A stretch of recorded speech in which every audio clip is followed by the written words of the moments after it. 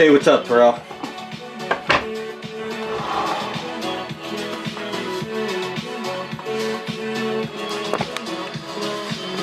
I gotta change this shit.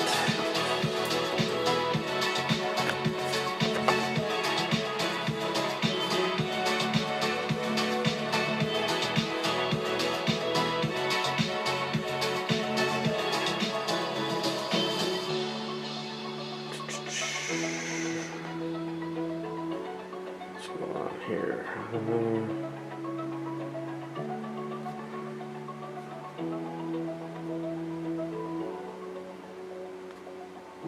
Nope, that's not it.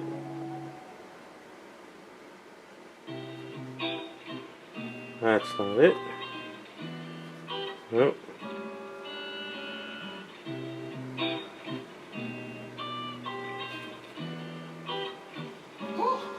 Yeah.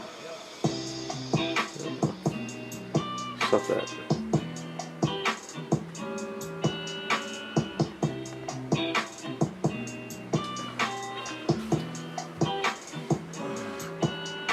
Hey Raz.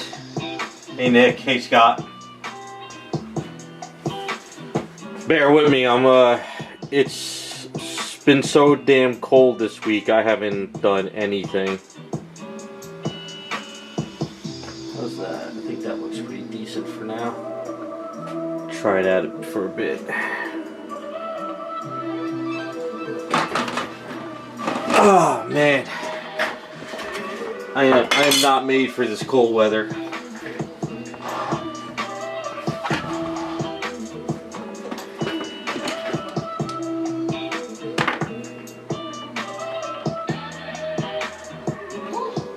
Yeah.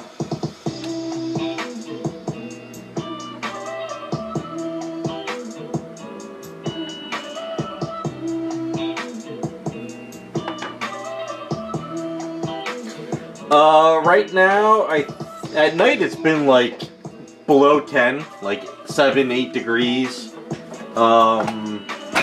Let's see, how cold is it right now? Right now, it's 19, but feels like 8.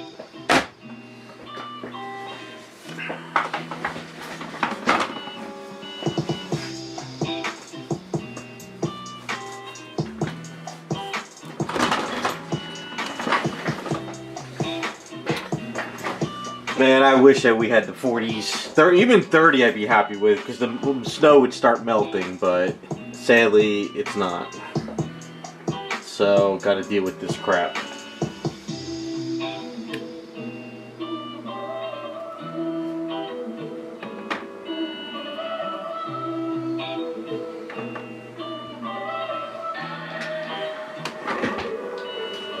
Yeah, I want my 90-degree weather back. I'll take 105 right now. I could care. This cold sucks. It absolutely sucks.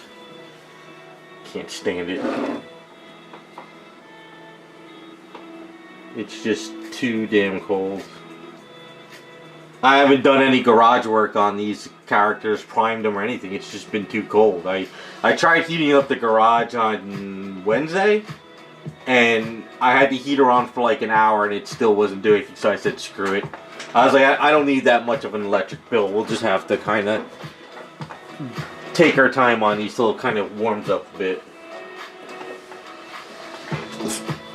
Hey, what's up, Devastator? But yeah, it's just not worth trying to deal with that crap in the garage.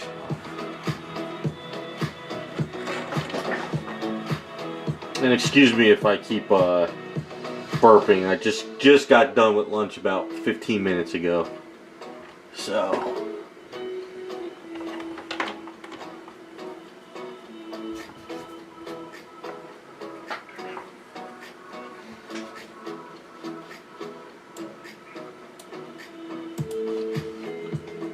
my my gas bill is going to be crazy expensive after this month. It's going to be a nutty gas bill. I'm not looking forward to it.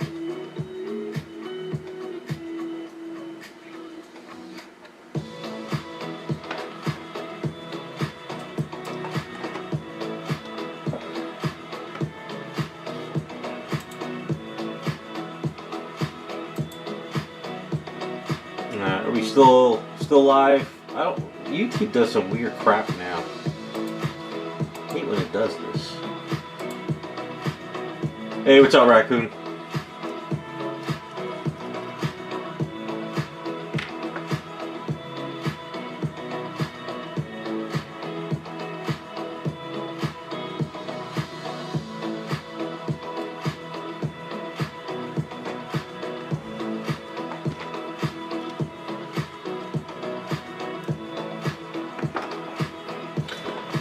I got an electric heater. It's one of those garage ones that I put on the rafters in the garage called the hot one. It works well, but the problem is the garage is so cold. It'll take such a long time for it to heat up, and I don't want to spend like an hour or 2 hours heating up the garage just to be in there for like a half hour. Like usually in the winter time when I do stuff, I want to be in there for like all day, and I just don't have enough projects right now to be in there all day, so screw it. Before you know it, it'll be a little bit warmer weather where it won't be as big of an issue, so I'm not concerned.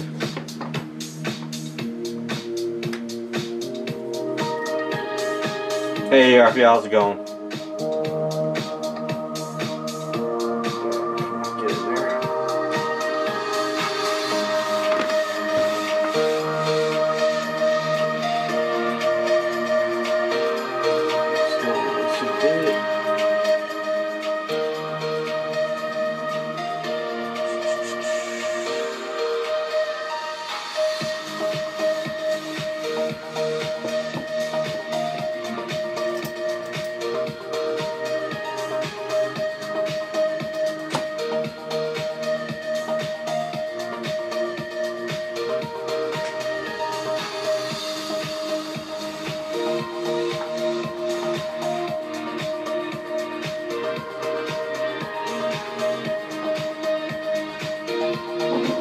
It's kind of weird. This is the first time we've had a snowstorm since I moved down here in 2012 that has actually been like below 10 and none of the snow melted.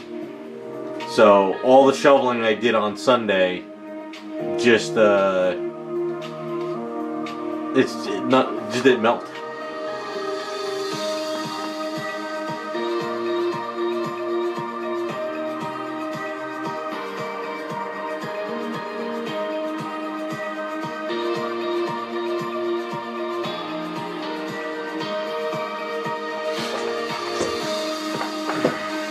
No, I had plenty of salt for the driveway. It's just, we just didn't, usually we get a snowstorm here. Usually it's up North Jersey where it all stays. But by the time the next day happens, usually it's melting. But it's been so cold here, nothing's melting.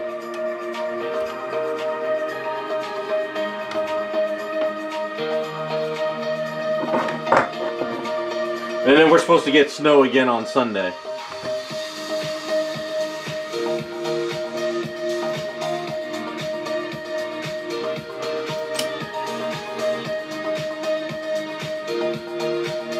Yeah, I'm with you, Raccoon, on that. They're doing some shady crap. Because it doesn't make any sense.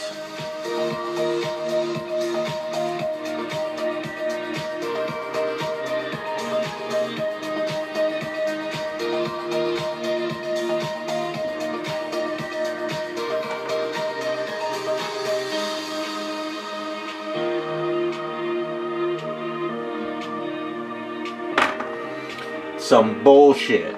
That's what it is.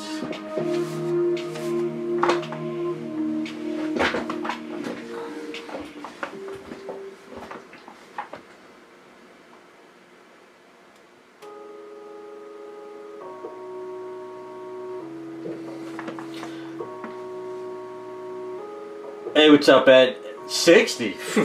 60 here is beautiful weather.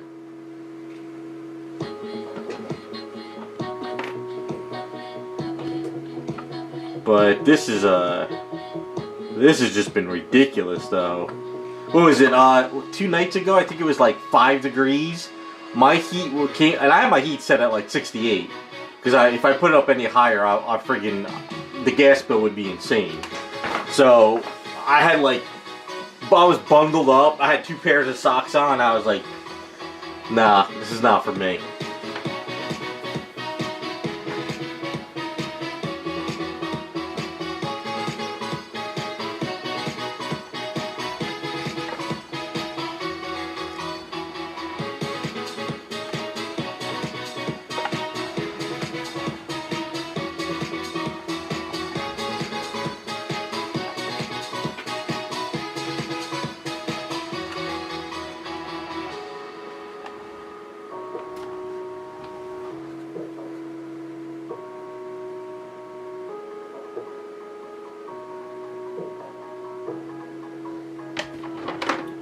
Let this kind of dry a bit. It's kind of funny you mentioned chickens. My cousin, she had to, I think, set up the chickens in the garage. I think she's like 20 minutes away. I think they have a heater in the chicken coop, but I don't know if it was working well enough. She didn't want them to freeze to death, so.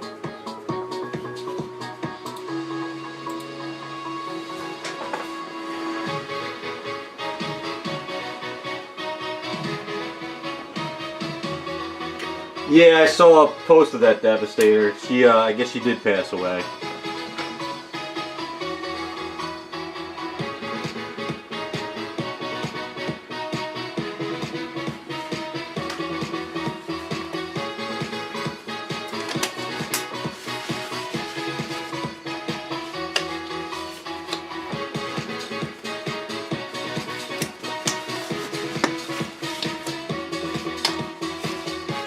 Well, I think most of the people who have chickens probably either have good chicken coops with heaters, or they set them up in the garage for a few days, probably.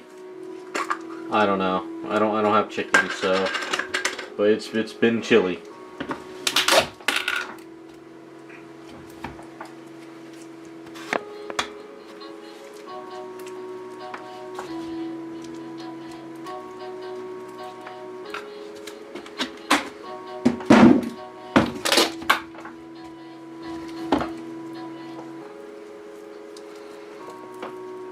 Yeah, she was in Beetlejuice. Yep, that's the same lady.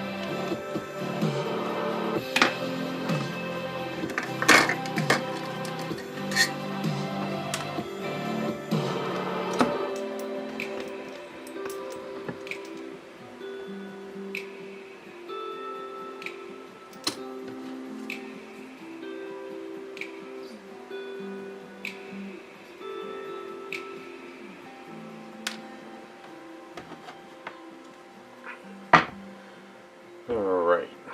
Gotta just keep trying to glue these pieces in. That one. So, besides the cold, I know some of you probably are not really in the know, but did you guys hear about that whole Marvel Rivals tournament this week?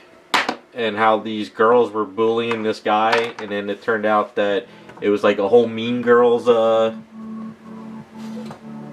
incident. There's an hour video on it. I'm gonna post it. If you guys are interested in some really crazy stories, it's a crazy video.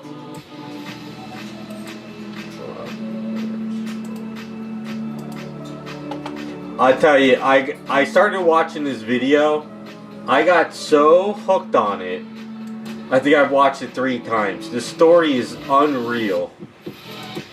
Let me find it. Where is it? Here it is.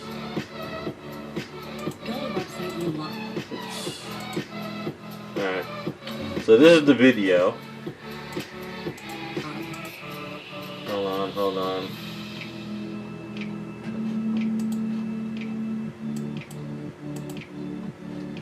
Alright, so I know some of you guys might not be into drama or YouTube stuff, but if you really want to see what happened, that's a long video. But if you're like, say you're working on a statue or something, you want to listen to something, it's the craziest drama internet story of the month. Absolutely insane. Yeah, so basically what it was is he's like the top ranked Magic player of Marvel Rivals, and he got in the tournament, and then it was just a creator tournament, but then they added a 40,000 prize pool, which like if you win you get like each person gets 3 grand. So he was trying so hard to talk to them like of tactics and what you should do to win, and these girls got like butthurt that he was trying to come up with a plan on how to win, and they took it as like a as an attack on them, and it's like a whole Mean Girls movie. It's the craziest story ever, and honestly I don't think the guy was in the wrong. He never degraded them, he didn't make fun of them, he was just suggesting that it's not gonna work, and they got pissed off about it. It's a crazy story. Like I said, I know some of you guys might not be into it, but if you want some cool drama, it's a hell of a story. Like it's like the first crazy drama story of like the year already for like the internet stuff. I love this type of stuff. It keeps me busy while I'm working, just to sit down and listen to it. But the guy who put that video together, it's really, really well done. Really well done.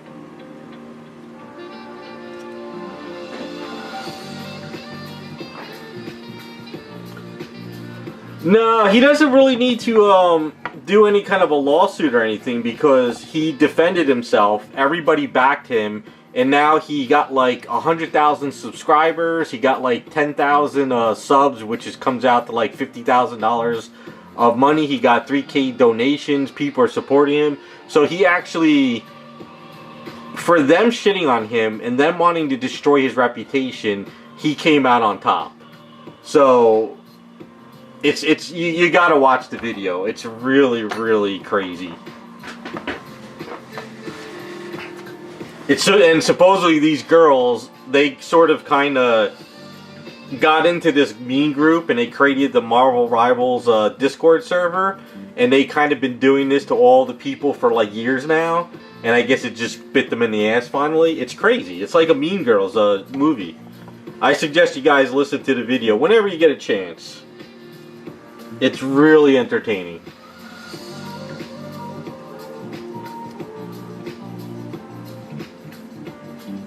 And the reason why I'm bringing it up is because it's kind of like has to do with comics because of Marvel Rivals.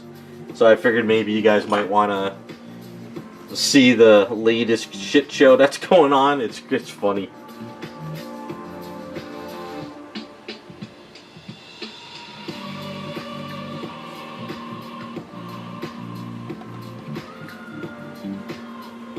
Like, me personally, if I was like in a co-op game and I'm in the group with like one of the top ranked players in the world and they say, hey, if we kind of do this and this, let's try this, we might win the tournament, I'd be like, yeah, fine, let's do it. Let's, you know, whatever works, you know?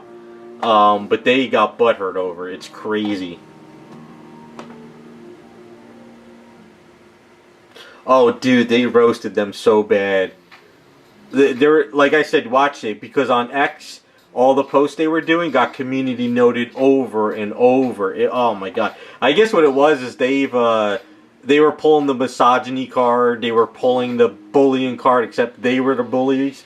It's so funny how everything they did, they were saying this guy was doing. It's crazy. Hey, what's up, Iceman? But it's fun story. I suggest you guys watch the video. Like I said, it's an hour long, but it really it's crazy.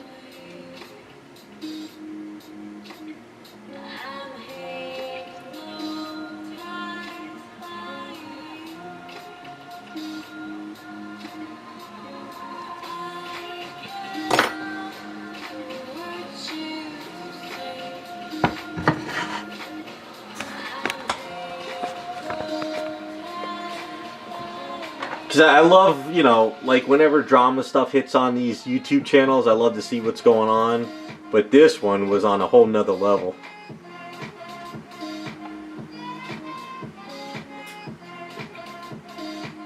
And if you guys do watch it, like next week, let me know what you think about it. Kind of curious to see.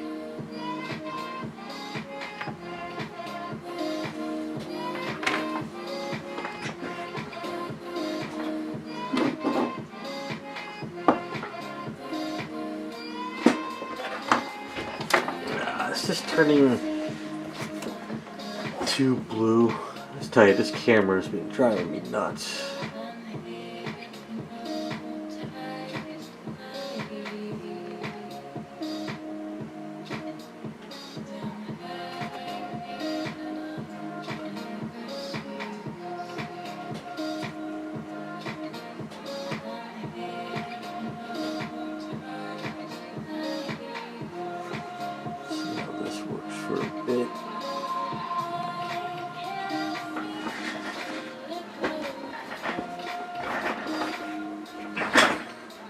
Yeah, like other than the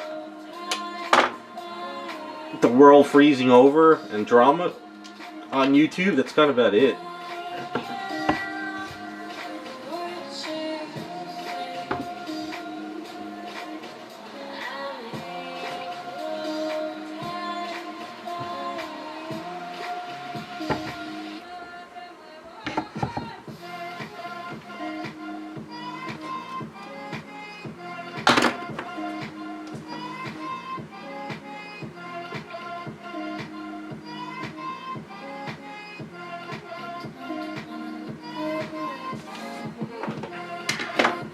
You have more problems with the printer?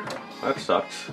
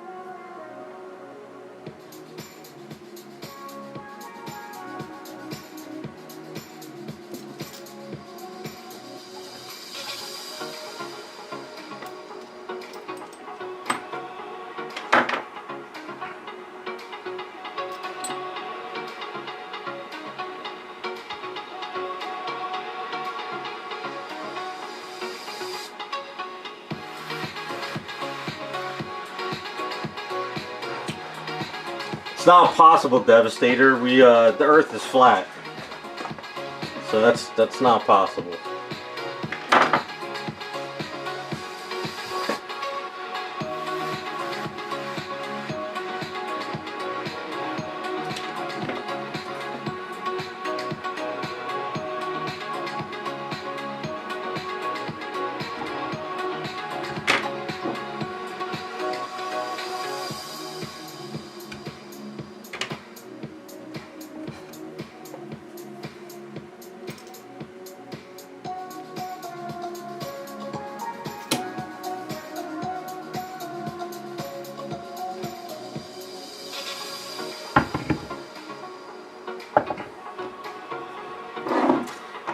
Yeah, you almost sounded like that's the reason why I have other people print for me, so I don't have to deal with that stuff.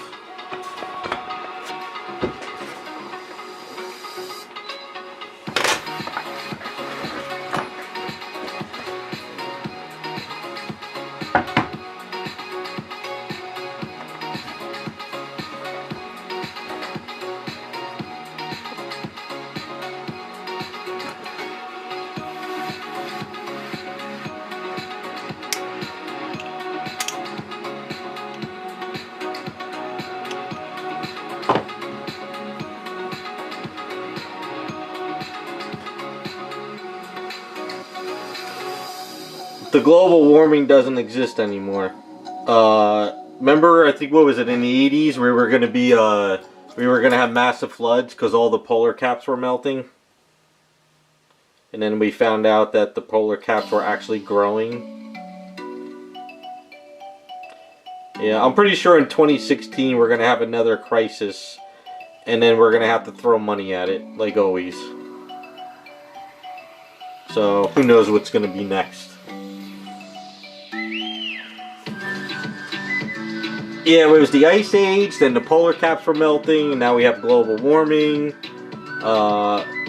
They also tried at one point to say we were going to have solar flares.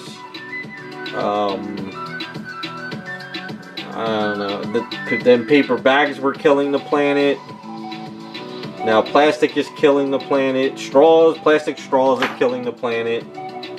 So it's always something.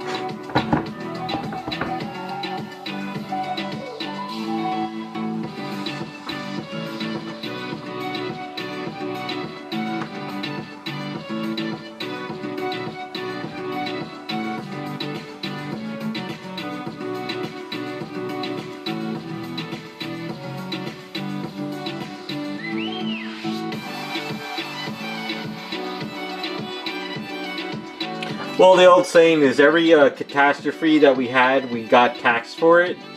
But then when we find out it's not a big deal, they never took away the taxes. It's always just a means to tax us more and control us more. That's all it's for. It's all that they're doing.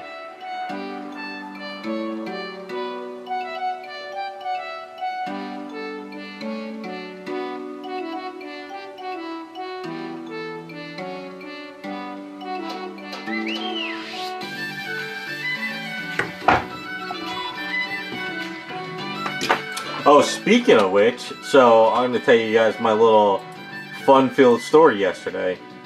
So I went to my bank, and I went to close the account. And I don't know if you guys remember, I told you they changed the rules. So TD Bank now says, you know, you have to have a minimum of $250, otherwise you get hit with fees. Or you have to get $500 deposit monthly, and you get free checking. Or you could pay $15 a month for checking account. So I went there because I opened up another account with a different bank and I got everything situated. So I went in there to say, okay, I would like to close my account. And they said, okay, well, we have your... They're like, okay, whatever. Here's your $235. I said, no. I said, I have $215 in there. I go, what do you mean? I go, are you charging me to close my account? They say, no. They're like, you went 50 cents under the $250. I said, no, I didn't. I said, there was like $258 there, you know, whatever. And the lady's like, I'm sorry, we can't. I said, well, I've been a customer with you for like 20 years or whatever. I said, can you waive the fee? They're like, no, we can't waive the fee. We don't do that anymore. I'm like, what are you talking about? I go, you've always waived fees in the past. They're like, nope, sorry, our new rules is we don't waive fees anymore. If you go under, we have to charge you. And I sat there looking at this lady, and I just said, I'm done with you guys in this bank. I said, just give me my money. I want out of here. So I closed the account, got my money, and that's it. And then I found out that TD Bank is supposedly shorting silver like crazy, and that's why they're losing money, and they're putting all the fees on their customers. So,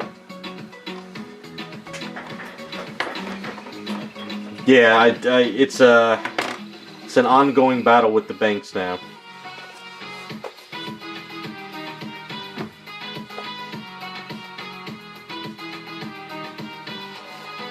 But I'm glad I'm not a part of it anymore.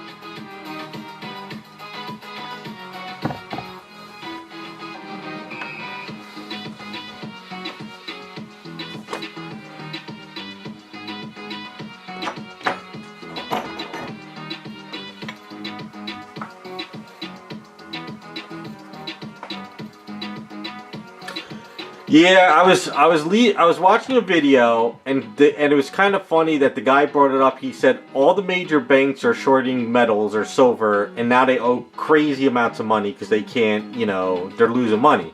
And the guy said one of the banks that's really in a big pinch is TD Bank, and I'm sitting there like, that's probably why they started charging all this money for checking and stuff, because they're like, we screwed up, but we're gonna make our customers pay for it. And it's funny, I have a relative that has TD Bank, and they're getting hit with fees too, so he's going to cancel his account.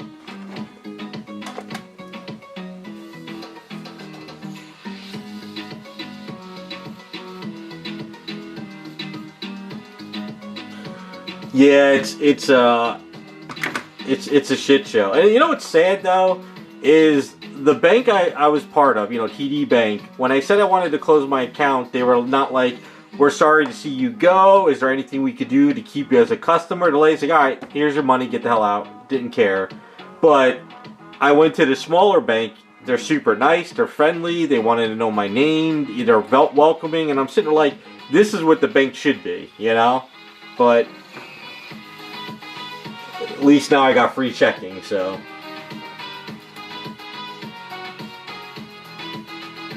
Yeah, I wouldn't trust any of the bigger banks anymore. But then again, I don't trust any bank, period, but...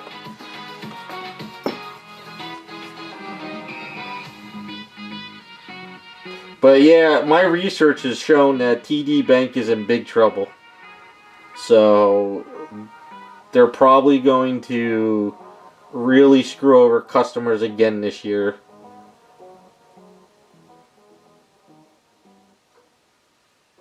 It was so weird too. I was like, why am I getting emails that you have to have a minimum of $250? I'm like, I've never heard banks do this before, you know? But supposedly all the big ones are doing it. TD Bank, Wells Fargo, Bank of America, and there was another big bank that are doing it. So they're probably losing money in the market and they're making everyone else pay for it.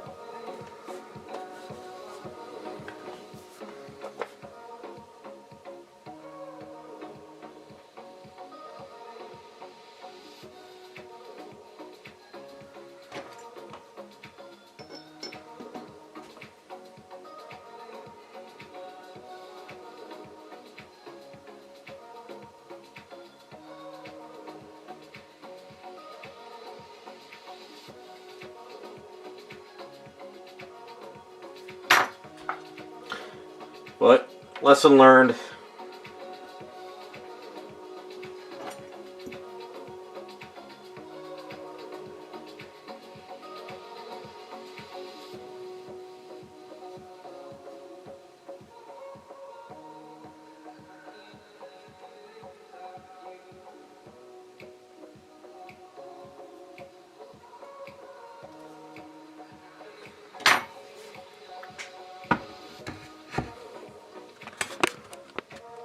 I just wanted a nice, easy, you know, breaking tie. I thought for sure they were gonna like hit me with fees or something, but I don't know how I went under to. They must have did something. They must have hit me with fees somewhere I didn't even know. It's the only thing I could think of.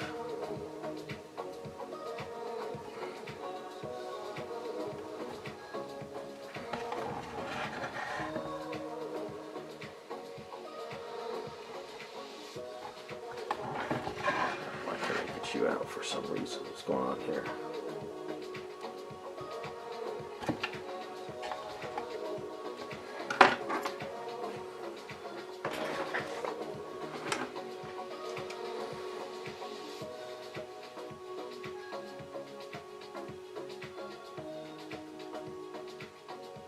What? Your memo? What, no, I didn't hear about that, Devastator. Let me know what's going on. This way I could look it up.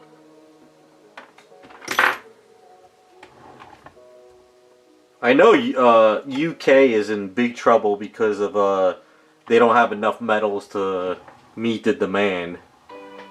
Because they were shorting everything too over there.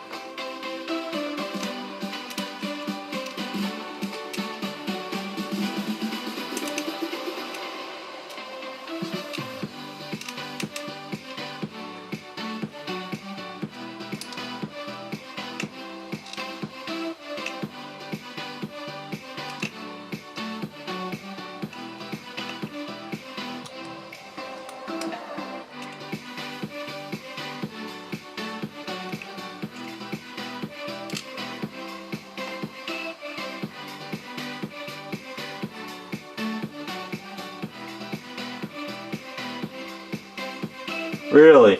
I bet you 2 to 1 that's BS because they probably know that the dollar and all the currency's crashing, so they're probably going to use this as an excuse. Project Bluebeam, they're getting ready. They know the currency's devaluing like crazy, so they got to come up with something.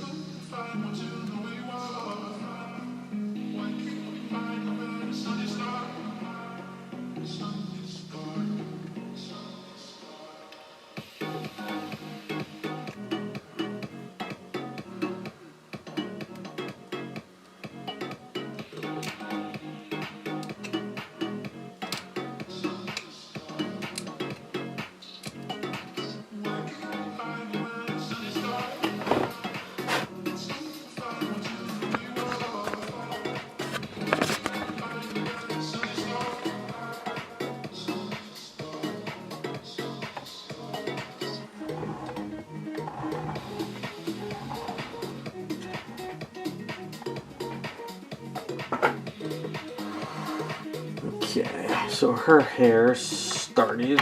Raz sent out the hat and everything, so when I get, hopefully by next week, hopefully we'll have it. No big deal. Glue all over my hand.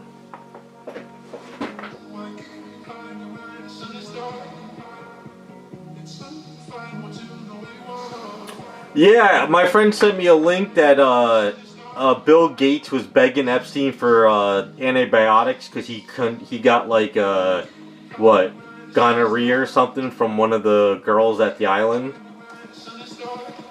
That was kind of one of the things posted.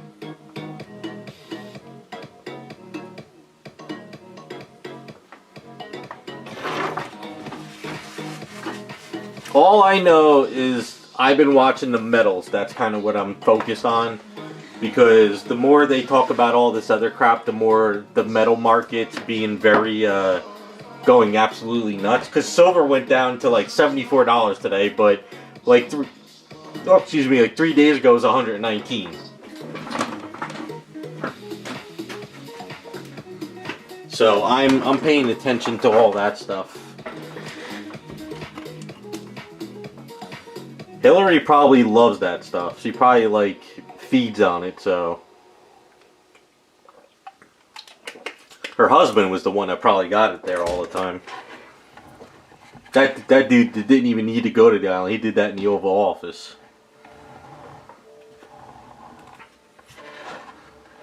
Okay, that's good positioning. Alright, we'll let that hair cure up. Start working on Misty.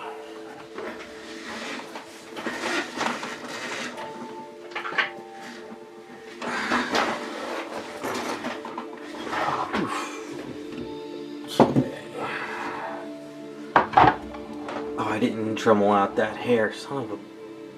I gotta go in the garage. I don't want to do it. Alright, I gotta go in the garage real quick. Be like George Costanza. I was in the pool!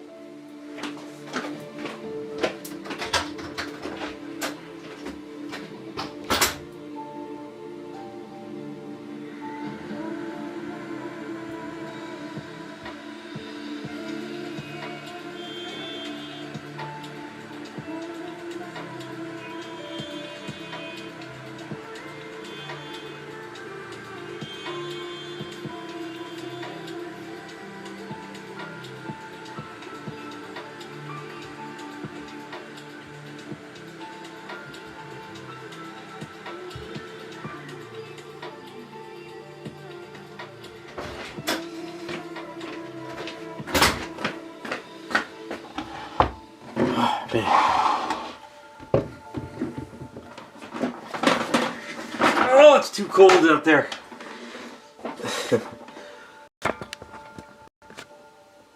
Here we go.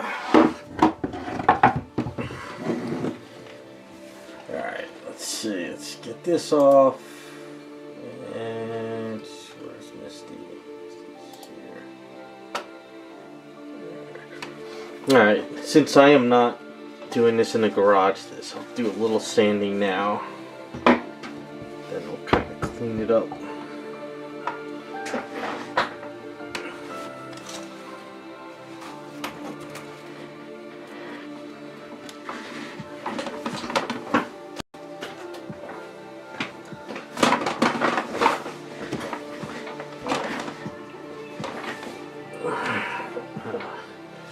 Static electricity all over the place.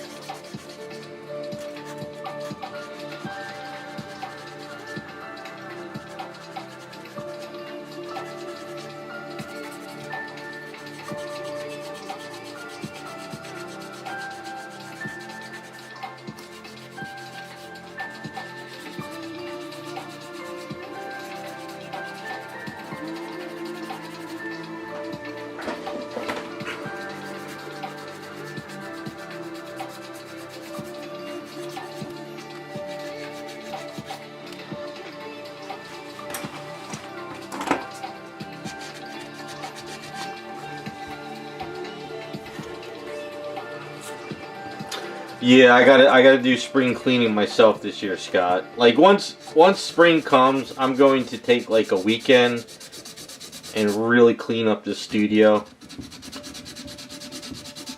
I'm gonna also do a purge of a lot of junk, like just broken parts, extra parts, even some tools I probably never use. I gotta go through all my paints. Major cleaning this spring.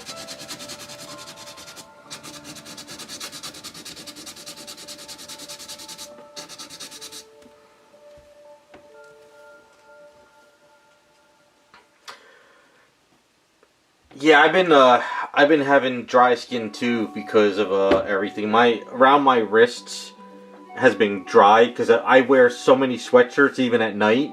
So when I'm working on statues and I'm turning my wrists, I get all this chafing here. So I've been putting cream on here like crazy. Hey Henry, how's it going? Yeah, the weather's been just a mess.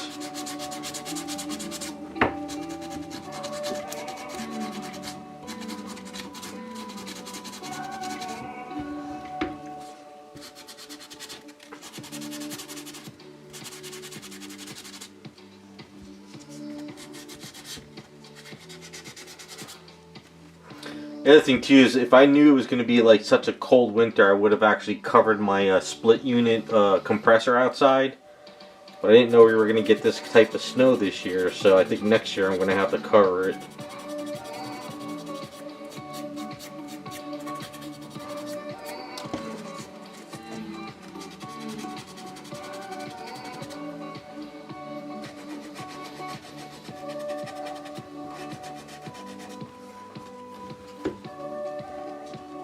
It sucks adulting.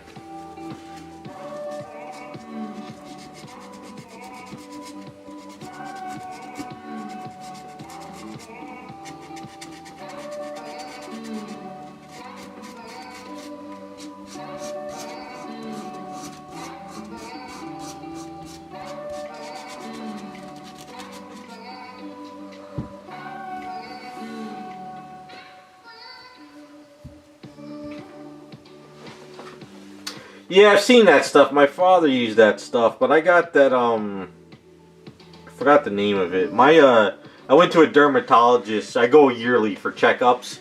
He told me to get, been using this stuff.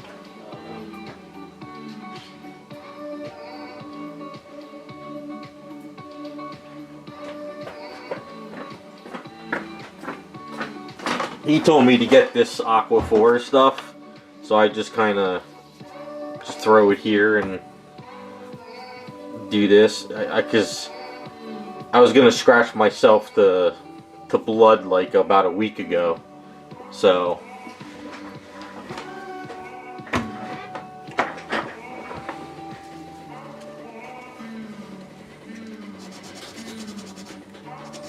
Never really had this issue before, but I guess as you get older, you start falling apart, so.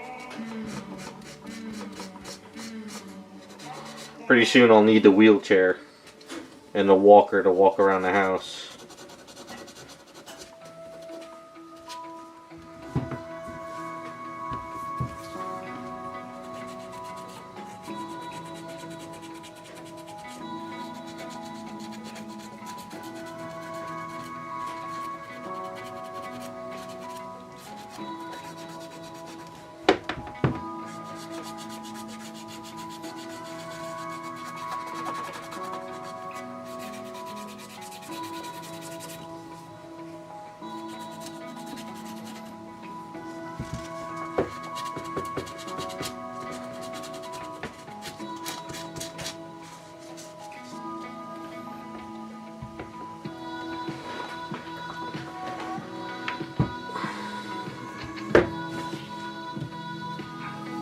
I think it's the food. I think the food is getting worse, and I think there's more and more crap in it. Because I've noticed, like, a lot of foods I eat lately that I've always eaten make me sick. Get, like, agita from it. I don't know if it's the age or if it's actual crap in the food. Probably isn't even food anyway. Probably 3D printed crap. So.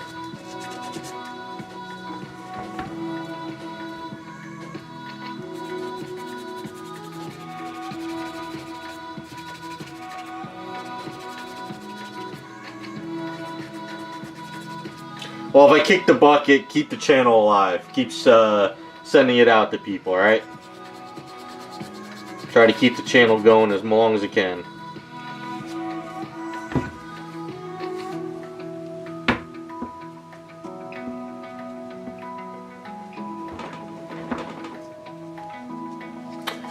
Yeah, I think it's food, like, at least with me lately. I've noticed that sometimes I eat stuff and it just gives me really crazy agita. I don't get sick from hamburgers though. Like if I have regular hamburgers, I'm okay. But sometimes the chickens, sometimes if I get certain foods, like at places, it just makes me sick, so.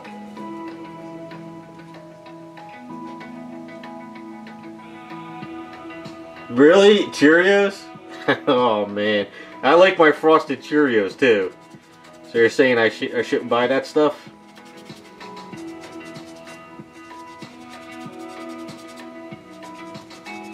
I like frosted Cheerios and frosted flakes. I'm like Seinfeld, I eat cereal all the time at night.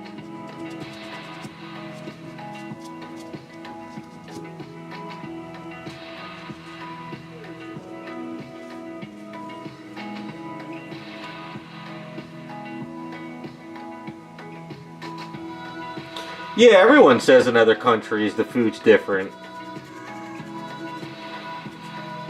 That's why Americans are so fat, because of all the crap that's in the food. But then again, I see a lot of people at Walmart putting just shit in their carts. Like, I've never did this growing up or even as I got older, but I see people in Walmarts that have like 7 packs of like Oreo cookies and potato chips and like just, it's just crap. So I'm pretty sure that's got a lot to do with it.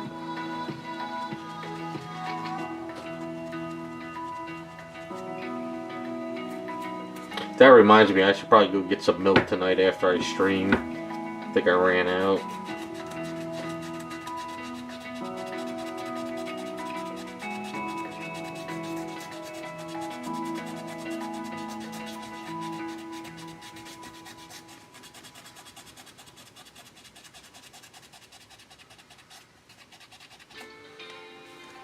Let me just go in the garage again, which I don't want to do.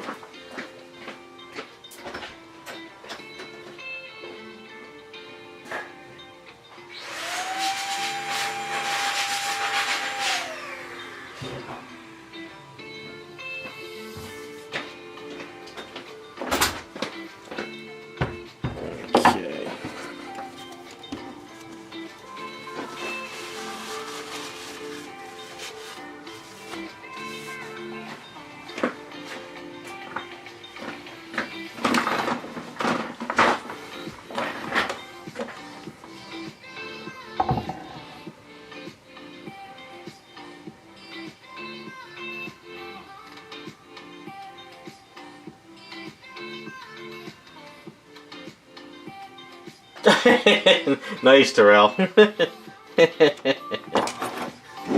It probably still won't matter.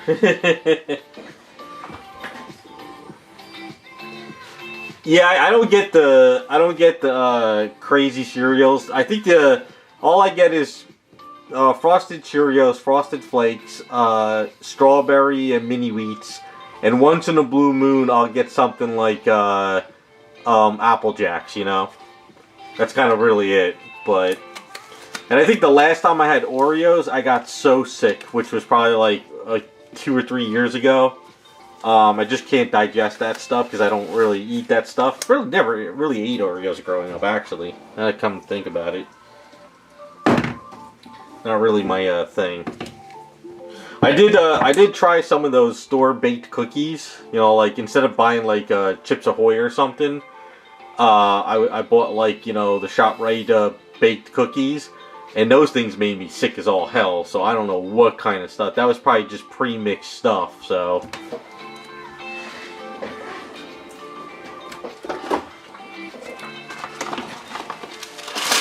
I used to love Captain Crunch, but the last time I ate it, it's like Captain Crunch like cuts your gums.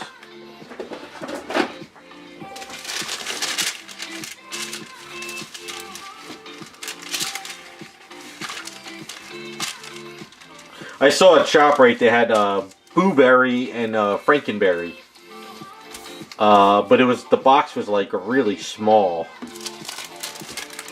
and I was like, nah, I don't need to end up in a sugar rush.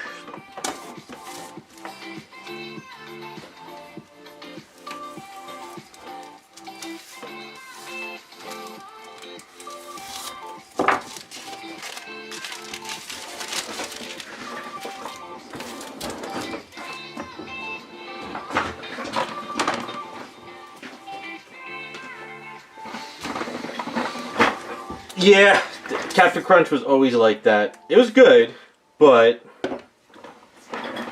I need to keep my teeth as long as I can. When you're a kid, you can eat anything, do anything. As you get older, you need to hold on to what you got. Everything starts falling apart.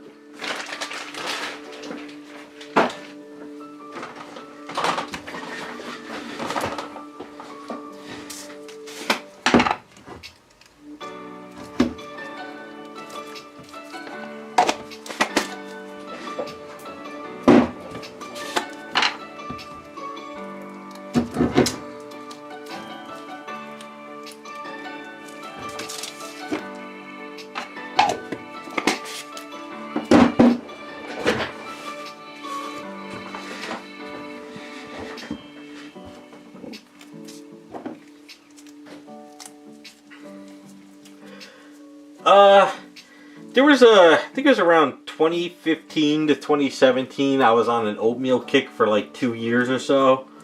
And I had so much oatmeal, I got to the point where I got sick of it. So I really haven't had much. The only problem with oatmeal is, I don't know if you've heard of this, but oatmeal absorbs all the nutrients out of your body. Oatmeal is called peasant food. Is what they used to feed to like peasants back in the day, you know? So a lot of people are saying that oatmeal like absorbs all your nutrients and it's actually not good for you. But I mean, I still eat it once in a while, but I was eating it for a long time. I probably should get back to eating it again.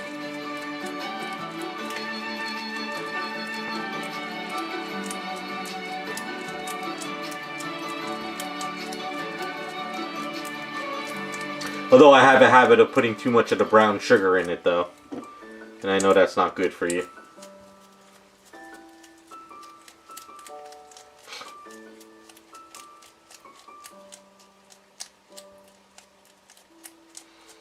Yeah, they said that like the people who built like the pyramids, that's what they fed them. They called, you know, oatmeal like peasant food. And honestly, there's like a lot of like cream, like, you know, hand creams that have oatmeal in it because it absorbs the stuff off your skin. So I don't know, but then again, every month there's always something good for you or bad for you. Eggs are bad for you, eggs are good for you. White oak is good for you, white oak is bad for you. Yellow oak, you know, it's always then they say, but cholesterol is good for you, but then they say cholesterol is bad for you. You know what I'm saying? So I think MSG back in the day was actually good for people. I like, ever since they got rid of like MSG, people started getting heavier. You know, that's the one thing I've noticed.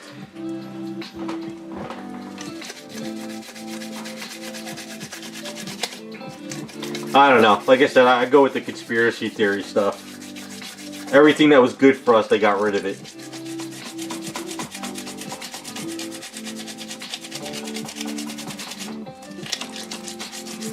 I'm not a fan of oatmeal raisin. I'm only a fan of them if they're right out of the oven. If it's like oatmeal raisin that's been like out for like 2 or 3 days, I don't like it. But if I'm right there and they come out of the oven, then I like oatmeal raisin. I guess it's because it's like, it's freshly baked and it's got that warmness to it. But like 3-day oatmeal raisin cookies, I'm not a fan of. I do know one thing. What I do miss is brownies. Betty Crocker brownies out of the, you know, the box you get at like your store. The only problem is that's like the worst kind of brownie for you, that mix.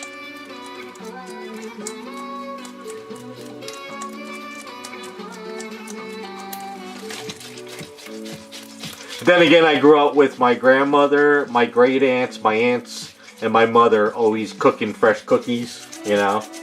Like, we're talking fresh, where they eggs and everything, not like store-bought like stuff you cut up. So I always had fresh stuff growing up.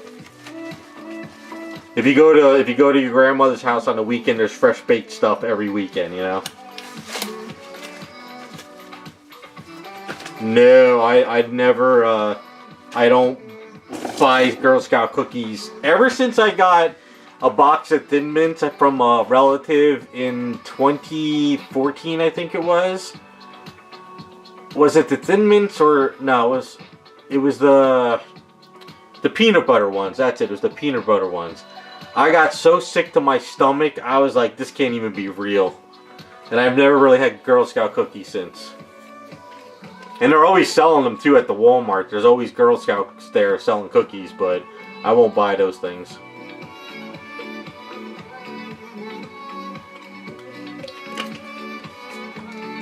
But they gotta be expensive as hell though now.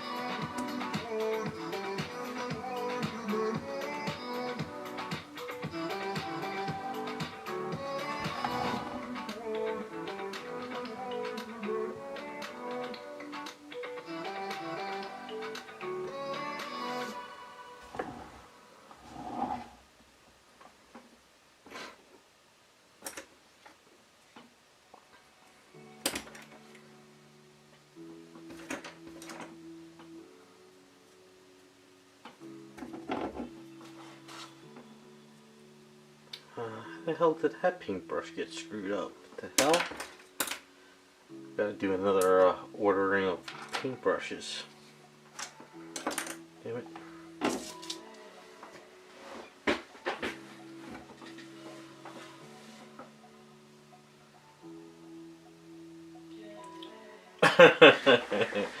Devastator's living in some kind of Disney movie.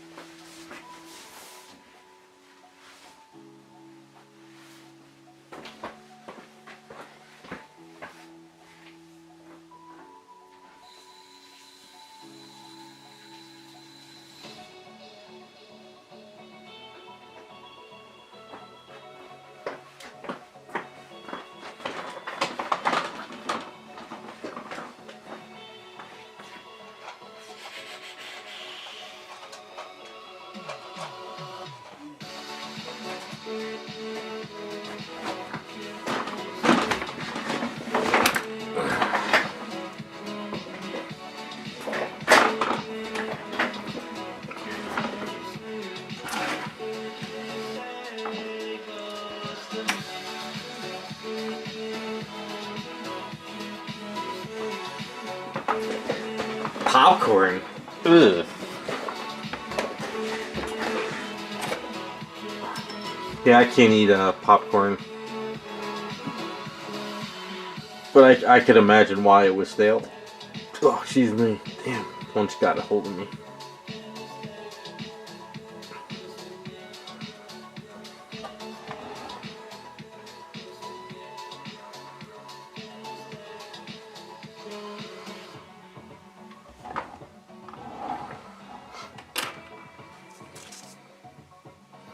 I don't know about some of these den mothers. They might be Karens.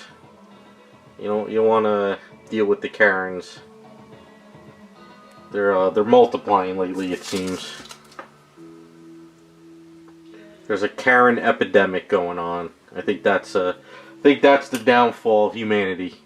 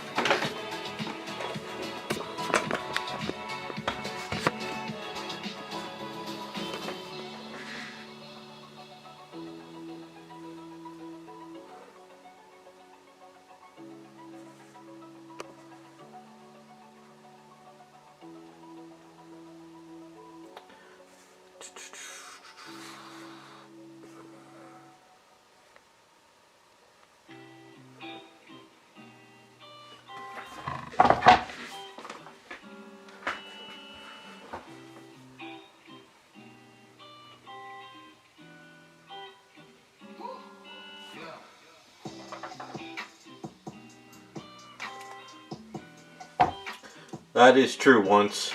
No, I haven't, Scott. Why? Is it something I should look up? What is this character? Then again, I might have seen it. Never know. I'm on YouTube all the time.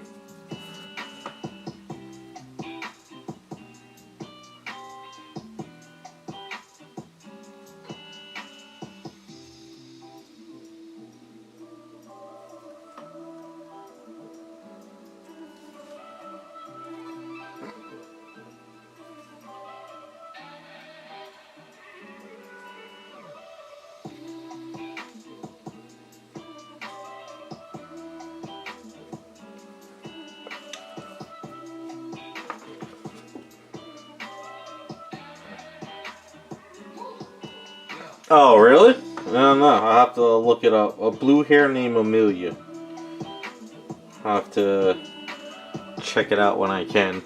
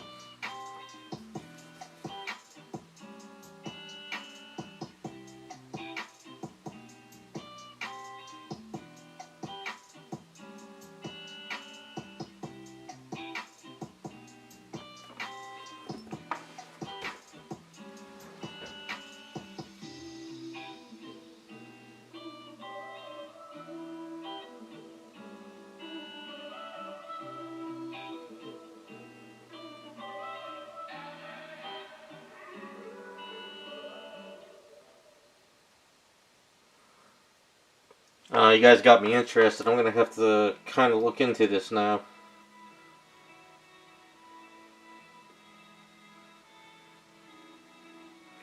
I don't know what the UK is doing. They're losing their minds over there. UK, you can't even post anything without them knocking on your door.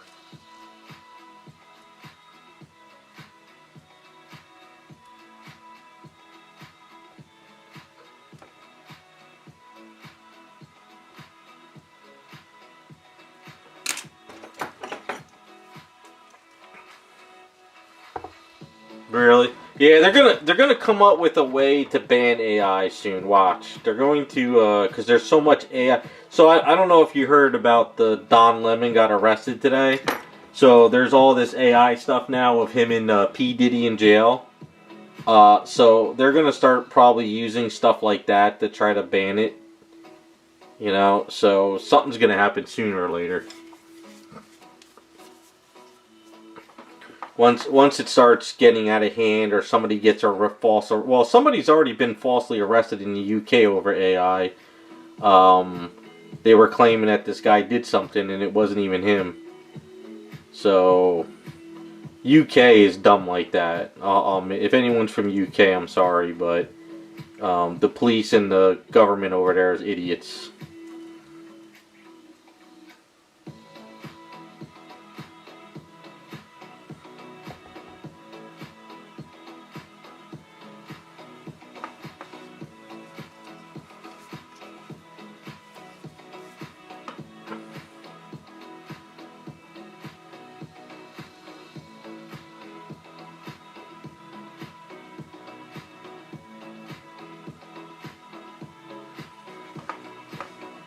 Yeah, I've been messing around with Grok a little bit lately. I've been having fun with it, making fun of my friends. I'll put a picture of them in there, and in Grok you can have your friends do something stupid.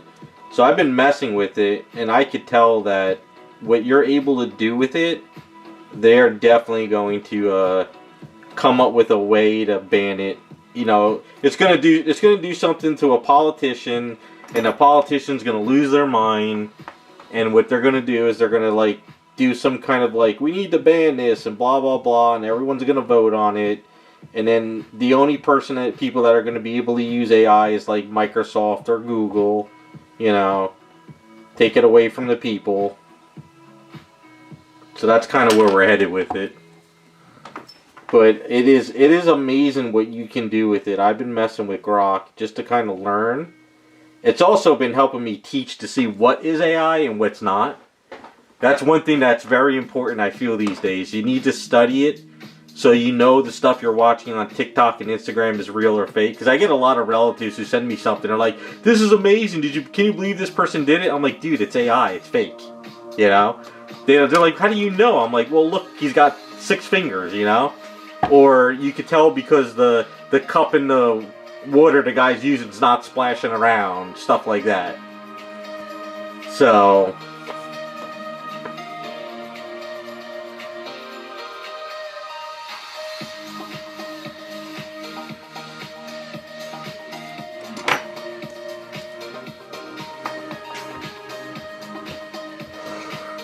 yeah, but, I mean, it's got its good sides and it's got its bad sides, too, so, and like I said, sadly, they're gonna take it away from the people.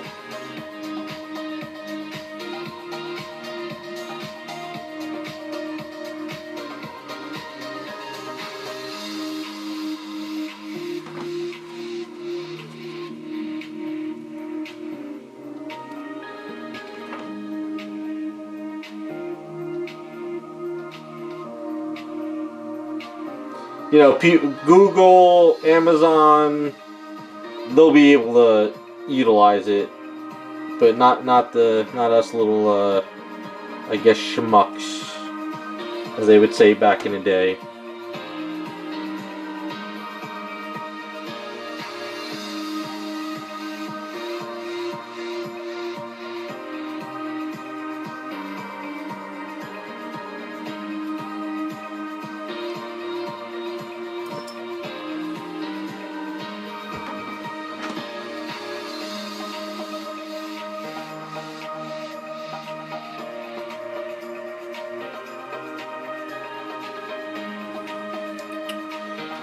Yeah, they're it's all a shit show.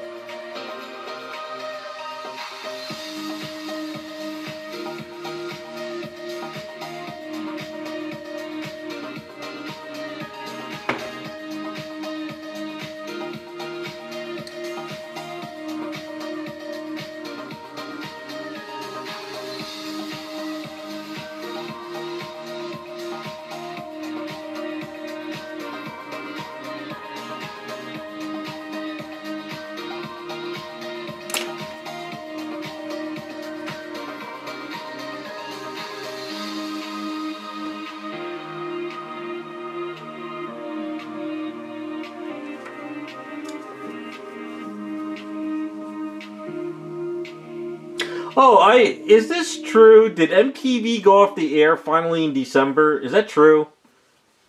I saw a thing on Instagram about it, but I was like, that can't be true. I didn't look it up any further, but I heard that I guess MTV finally went off the air. I mean, let's face it, they haven't played music in like 20 years, but...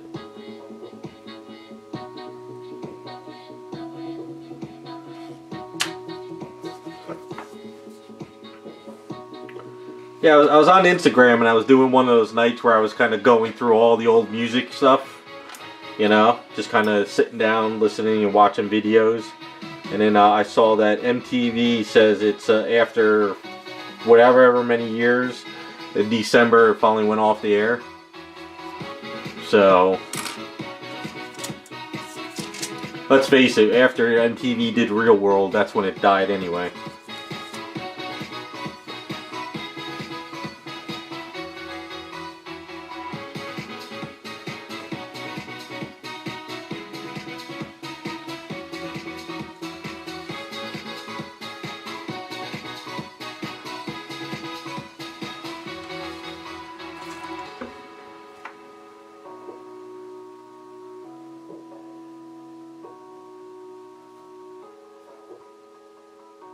Can't believe that. Like, the radio is still on cars and, you know, we still have a form of radio, but MTV is gone. That's nuts.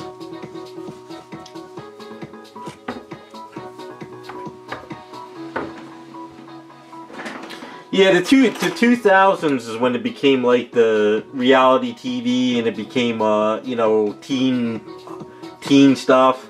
But then after that, like 2010 and up, what did it do?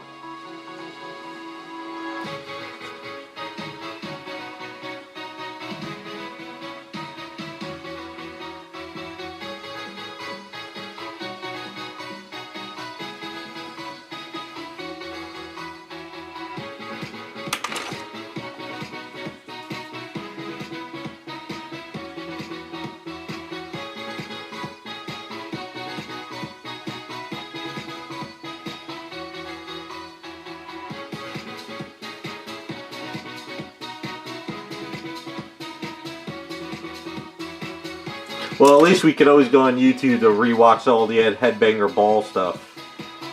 At least it's still on YouTube. So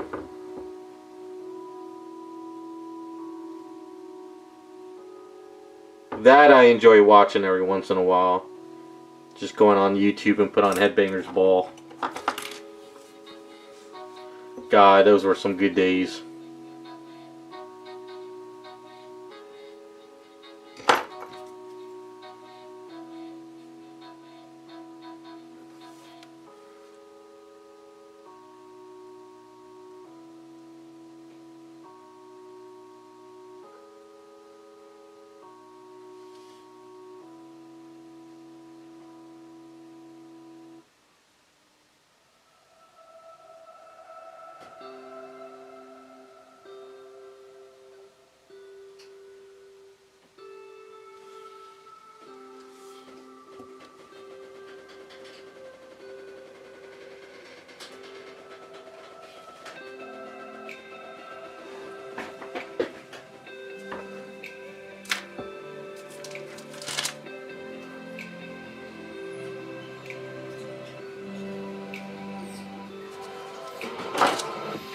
Yeah, Headbangers Ball was great. I used to love staying up night watching that.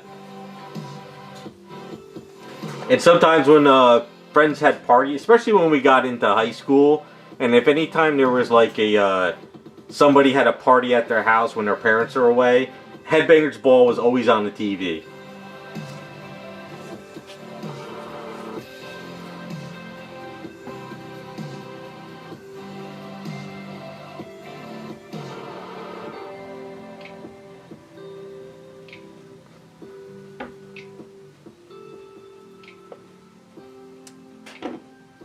It's kind of funny, watching it on VHS is probably better than watching it on like a computer screen. You get that old school feel to it.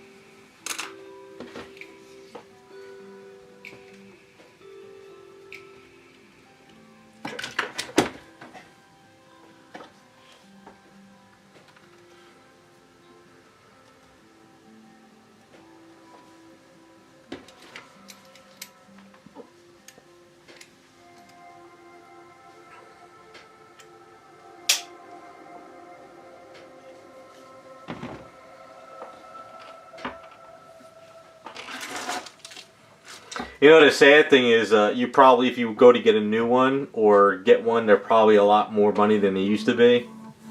When I went to the record store to see if any of the records my parents had were worth money, of course they weren't. They were literally just paperweights. he had a whole bunch of VCRs, and he had one dubbing machine there. And I asked the guy, I said, how do your VCRs sell? He's like, oh, we sell them out all the time, and we pick them up all the time, too. I said, really? He goes, yeah. He's like, a lot of people love picking up the old VCRs still. So I was actually pretty shocked that people still pick those up.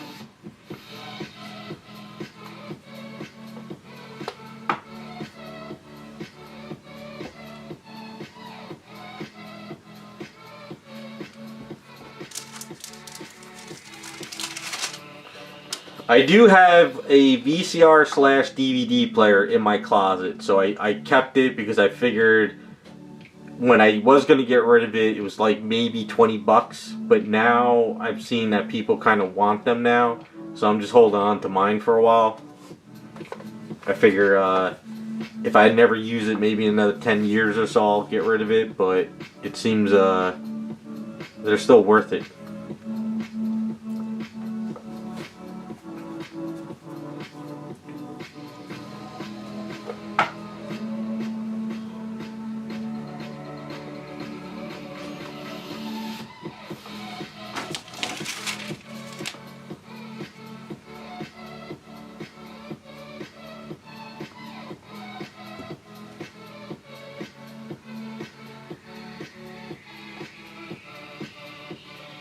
I think I only have like 3 VHS tapes left. I know one of them is Transformers the movie. The other one is Street Fighter animated movie. And there was another VHS tape I have.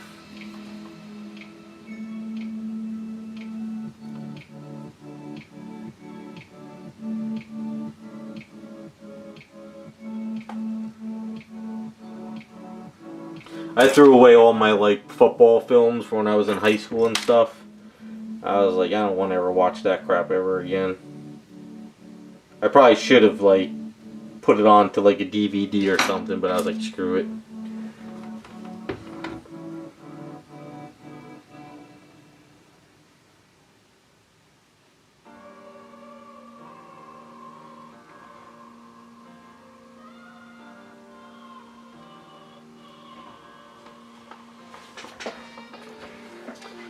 Ninja Scroll? No, I got that on a file.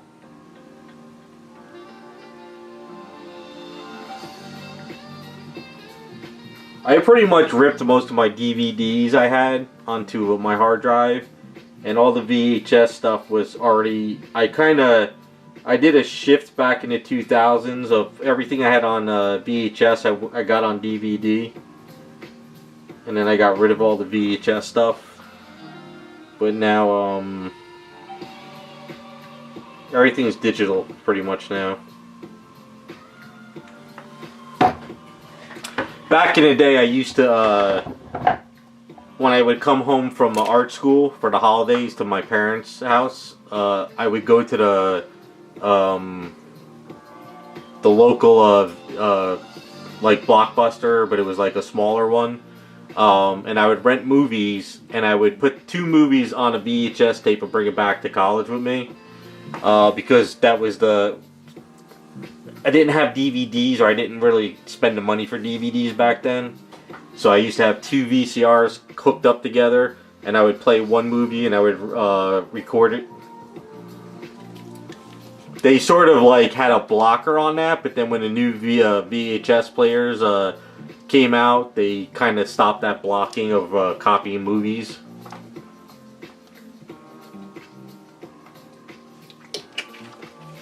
They tried real hard to stop people from copying stuff, but everybody always found a way.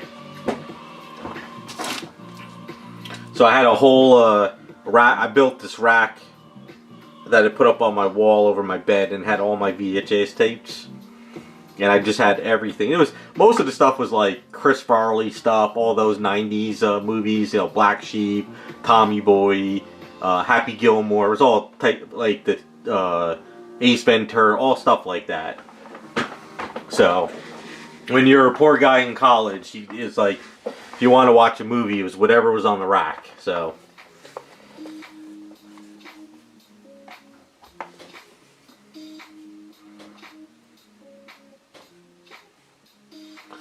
The fun days. Yeah, they always stopped. It was funny because it said there was a thing in the VHS player with the movie that could stop you from trying to copy it, but then like my friends were saying, oh, just go buy the new one. You could copy them. They can't stop you. And I would pick them up. I picked up the new VHS players and I was just copying movies like crazy. And they tried that with DVDs, but then all the software would crack the DVDs anyway. So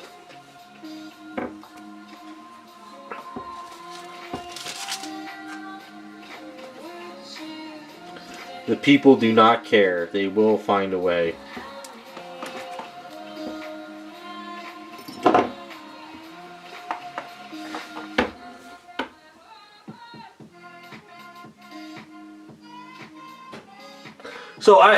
So when Apple came out with the mini iPad, I mean the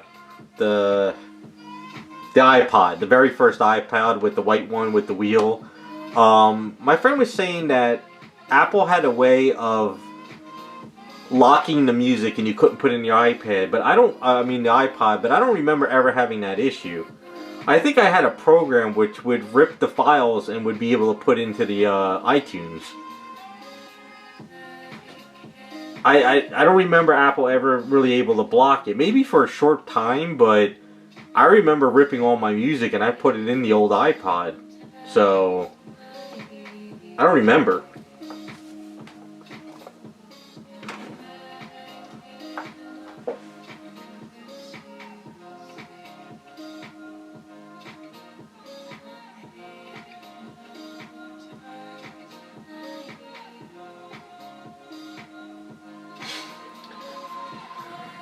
Is that what I did? Yeah, I don't remember. I remember I was able to put in the DVDs, and I ripped them, and then maybe you're right. Maybe I converted them to the Apple player. Maybe that's, I don't know. It was such a long time ago that we're talking like 2000, right? Around then, I think is when the iPod came out, or 99. I know I didn't have it in art school. I got it when I started working, so it had to be around 2000. Yeah, I know they tried to copyright protect all that stuff, but everybody ripped this stuff. It was impossible. To this day, I still say Metallica, the drummer from Metallica, is the one who made it worse. You know, he opened his mouth up and he was like, "You're stealing from us," and blah blah blah. That just made people even more hungry to take their music. That's what was kind of funny. The more and more he cried about it on MTV and the news, the more and more people were like, "F you." That was a funny time when that guy was crying. He was always crying on TV about people stealing his music. It's funny too, because I had a lot of friends that was they were Metallica friends, like they were diehard Metallica friends back in the 90s. They loved his music and blah blah blah and all that stuff. And the minute he started bitching about like stealing music, they were like, "F him, F that guy, blah blah blah." I spent years buying his music, going to his concerts, and now he's bitching he's a millionaire. And then everyone was like, "Screw you." So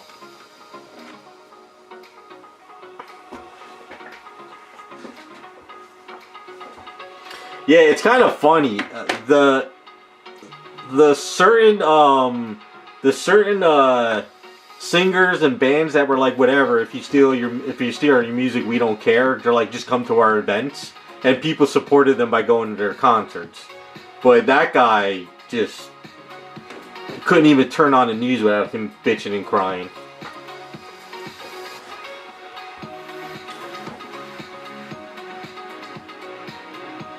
Yeah, see, I didn't use Napster.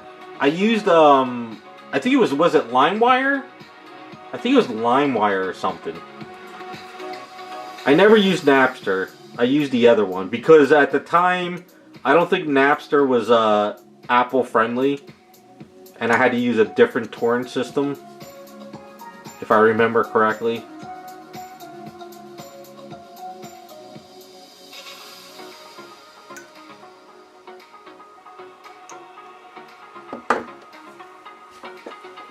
So all I did was, I think it was LimeWire or something like that, and I just used the iPad, and I used Apple, it was called, iTunes, right? Yeah, it was iTunes. Now it's called Apple Music.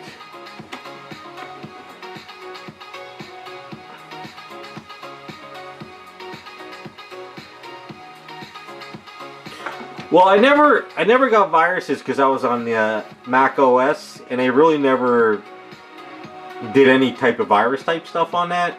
But then again, I always I had a Mac G4, and I had like 4 hard drives in the Mac. So I would boot up the one hard drive that was like the SOC hard drive. I would use to download music. But then when I wanted to use my main hard drive, I would boot into that one. So I always kept my hard drive separate for when I was downloading stuff. Just to be on the safe side.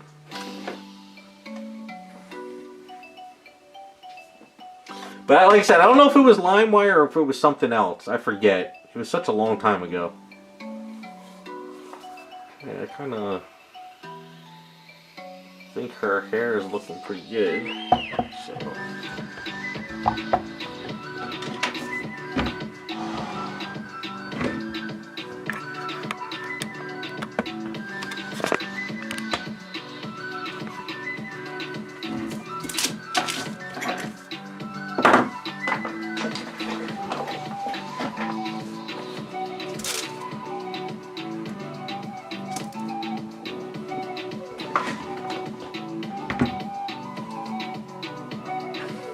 Although I remember I was on dial-up because we didn't have really cable yet, and to download one song took like an hour.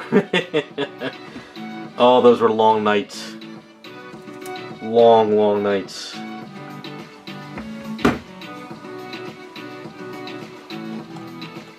Yeah, cable internet didn't come out for a while. Probably not to what, 2002, 2003 maybe? Something like that?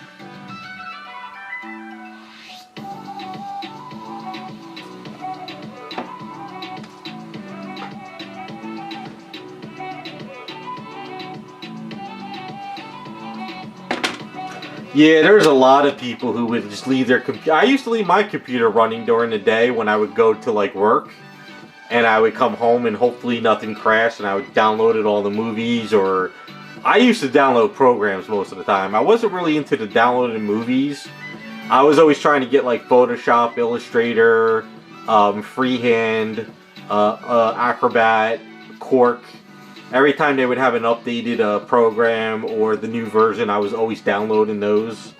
So a lot of the times I was spending my time downloading programs. Because I was like, instead of spending like, at the time I think the programs were like $500 to $600. So I was like, instead of buying them, I could just download them. I know it's horrible of me, but that's kind of what we did.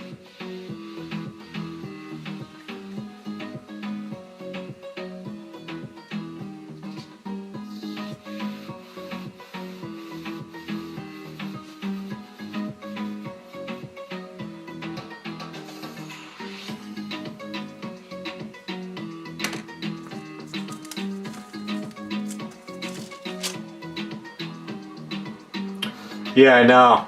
It's been a long journey.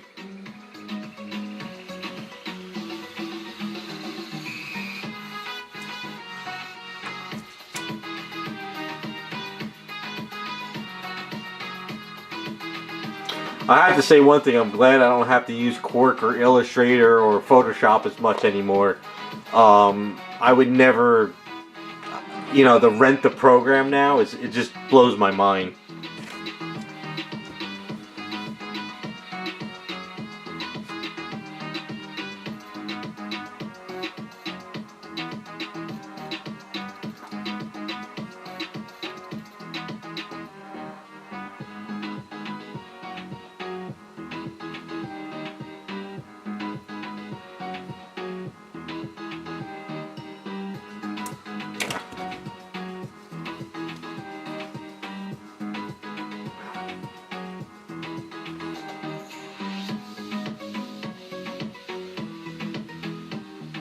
Well, I don't think you can, you can't pirate Photoshop now anymore, right? You have to have, it's got to be linked to the internet for it to have access, unless somebody's able to work around it. I don't know. I haven't used Photoshop since CS6, and I think 6 was the last version you could buy. I use Affinity. And I think Affinity is free now. Because I had Affinity and then there was Affinity 2. But I think now it's just Infinity and you can download it for free. So I'm not really sure anymore. Right now I've been using Affinity 2. It's called Affinity, what is it? It's called Affinity Photo Infinity Designer, which is like Photoshop and Illustrator. But they were only like 40 bucks when I bought them.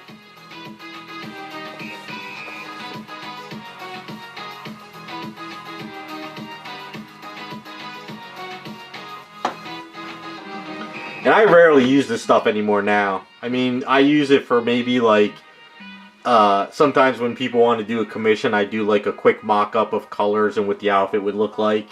Or sometimes people who are producing a statue, like a friend, and they send it to me and they say, hey, I'm trying to tell this sculptor something's wrong with it, he doesn't understand. So I go into the Affinity Photo and I kind of like fix it up for him and I say, yeah, tell him to fix this area so they can see what's going on. But that's all I use it for.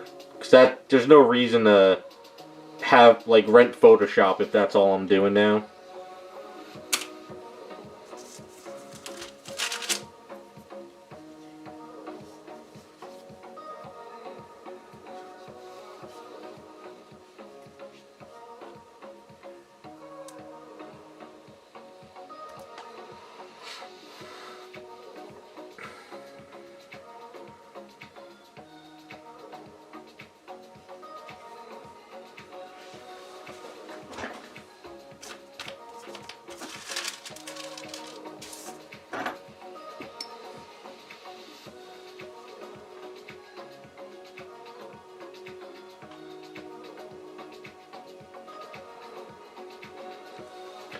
Yeah, if you need Photoshop for work or, you know, you enjoy doing stuff, I don't blame you for getting it, but I think the days of me doing Photoshop and all that stuff are long gone.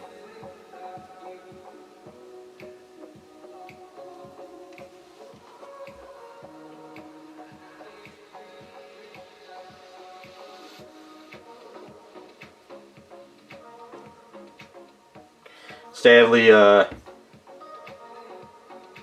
whenever I find an image I like now, like say for instance this picture right here of Misty, sadly, instead of going into like Photoshop and changing her shirt to red, you just pop it into Grok and say change her shirt to red, and boom, in 2 seconds it's red and you're done. And that's AI sort of has made simplifying stuff like that. There's even pictures of like Power Girl I've seen, and her belt is like blue. So I just pop the picture into Grok and I just say change your belt to red, and in 10 seconds it's red. So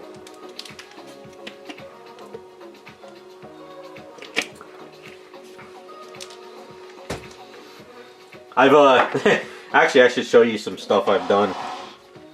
Like I said, I'm learning. So I'll show you this one picture I did. It's let's see, is this one, is this it?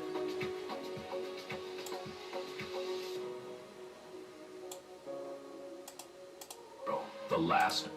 Alright, so here I'll show you guys what I've done. So this is mind-blowing in Grok, and I figure might as well learn how to do this stuff.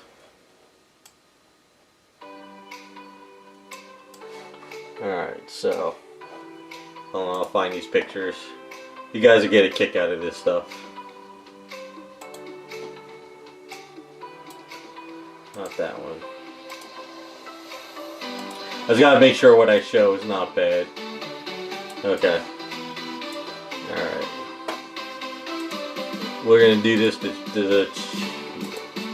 Alright, let's stop this. Alright, so let's get onto the screen here.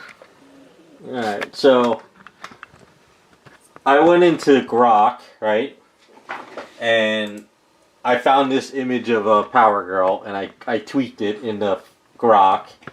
And then I went on to... I'm not really set up for like live streaming. So I found this picture of Power Girl, and I tweaked it where put her gloves on, and I got her white outfit back. And then I went into Grok and I did 3 different videos. So this was the first one. It's crazy. Let's go see what the JSA wants. So I told Grok, I said, let's go see what the have Power Girl say, let's go see what the JSA is doing, and walk off screen. And Grok did that in like 15 seconds. And then this one here, same picture, different thing. This is Power Girl, the last daughter of the multiverse. So I had this one say, have a voiceover say, this is Power Girl, you know, last daughter of the multiverse. And then I did another video of it, same picture. This is Power Girl, the last daughter of the multiverse. Yeah. So I did that stuff, you know. And this is why I say, like, this is going to completely just go crazy.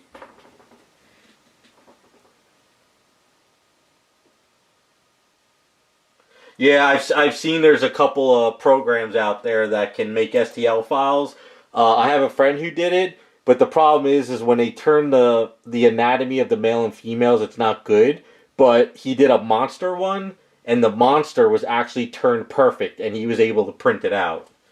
So that one worked out pretty good. So I did a couple more. So hold on, I'll show you some other ones. I think this is one. Is this it? Yeah, so this one right here, yeah, I know what you're thinking, but I did this one.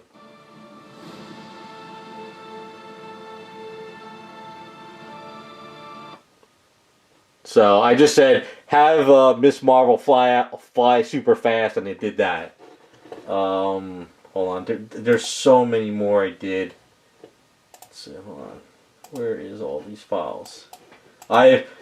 Basically what I've been doing is like every day I kind of mess with it. Oh, damn it. Hold on. I'll show you another one. One more. Where is it? I think it's... Oh yeah, there was a real cool one I did with Phoenix. Oh, here we go. Yeah, this one was really cool. Hold on. Is this it? No, that's not it. Hold on. I did another Miss Marvel one. This one turned out to be my favorite. You guys will like this one if I could find it. Where is it? I think this is it here. Oh yeah, so this one's hilarious. This one is probably my favorite. So this one right here is of Miss Marvel sitting down. So this is what I had her do. I'm too old for this shit.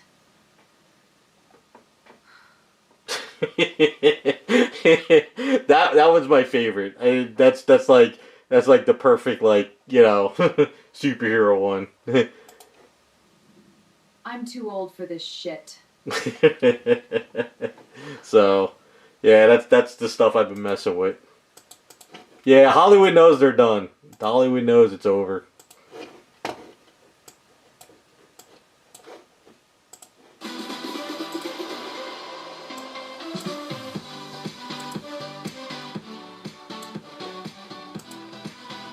But I also been having fun messing with my cousin.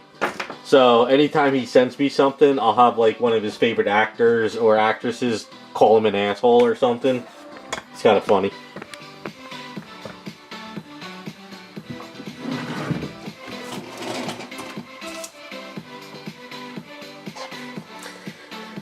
You know the sad thing about Hollywood is if Hollywood didn't lose their mind and call everybody a sexist or a racist because we didn't like their movies, I think people would still support them throughout this whole thing.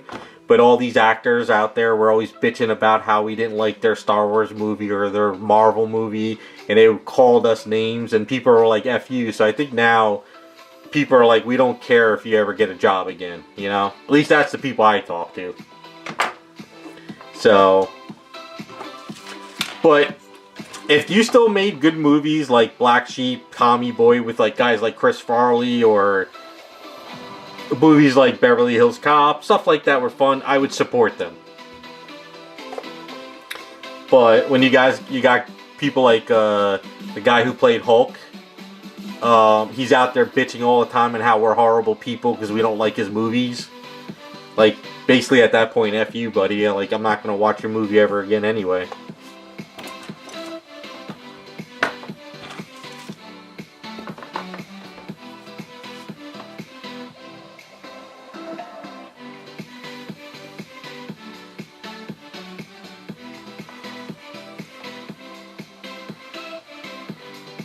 It's kind of like exactly what we said with the guy from Metallica. If he shut his mouth about us stealing music, no one would have really cared and probably still supported him. And it's the same thing now. If these actors would shut up about politics, people would support them still. But...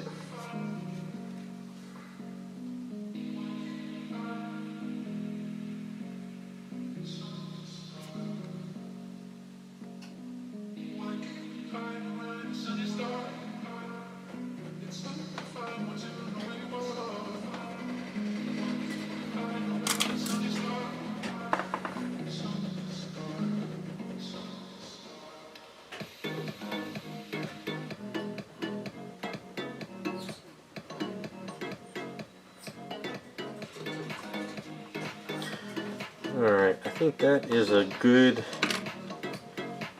batch for her hair.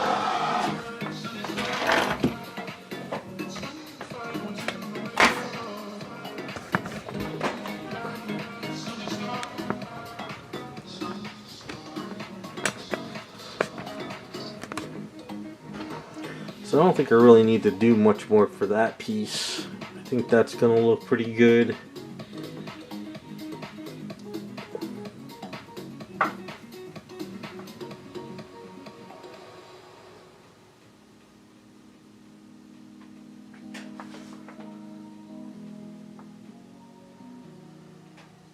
Yeah, I think that'll look good.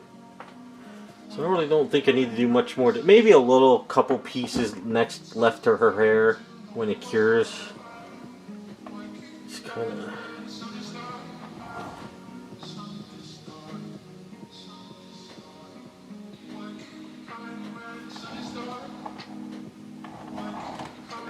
I do like the way it turned out though.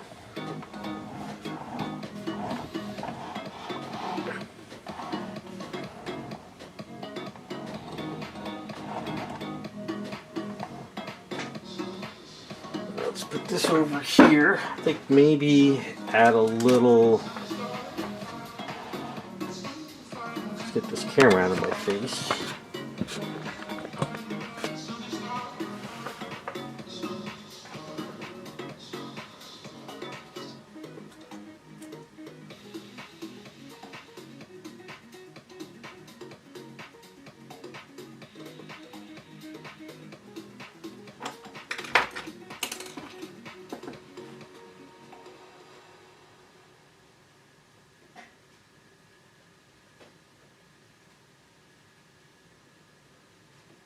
Man, the heat's coming up pretty crazy. I can hear it in the other room.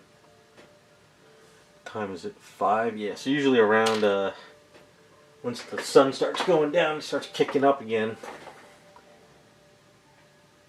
It'll be a cold one tonight. you guys don't hear from me in a couple weeks, come thaw my ass out.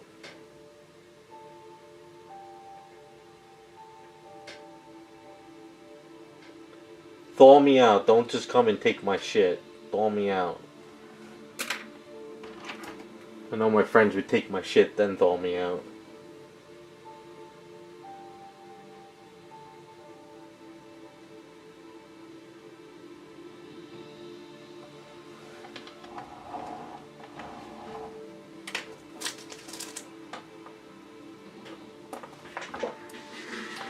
I think sometime this year I'm gonna have to invest in another camera for filming, and then I can set up this camera in a way where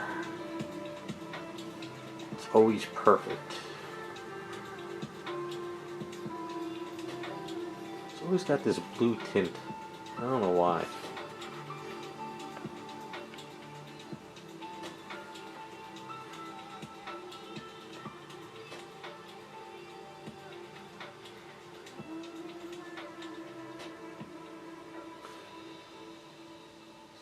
This is like for a while.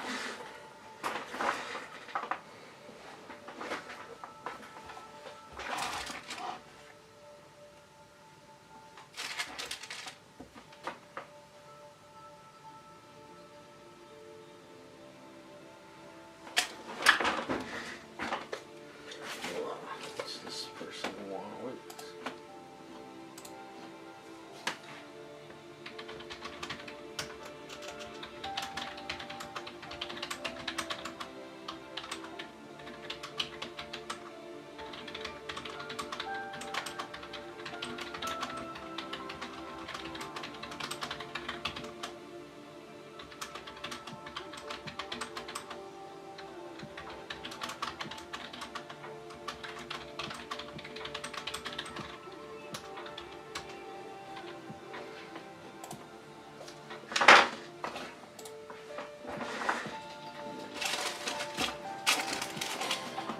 Alright, looking at the silver price while I work.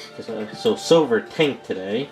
It was 119 the other day, and then today it dropped all the way down to 74, but now it's back up to 85. So it looks like the whole market tanked today.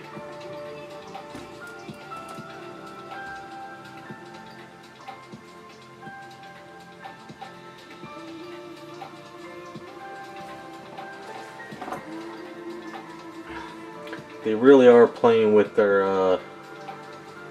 the stocks and market, aren't they?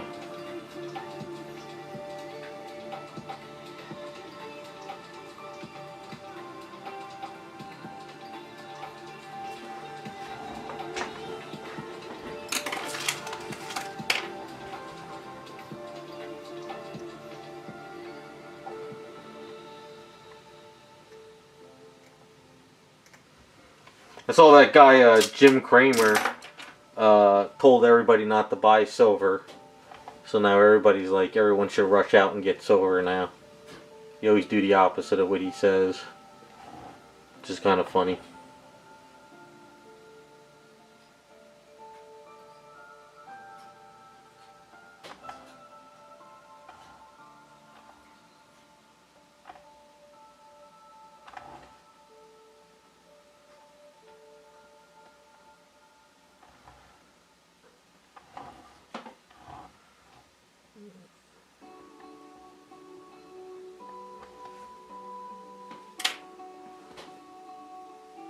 It's crazy, the whole market took a bath today.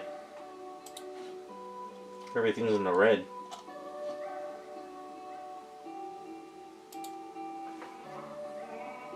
Better stock up on your peanut butter. And it's coming.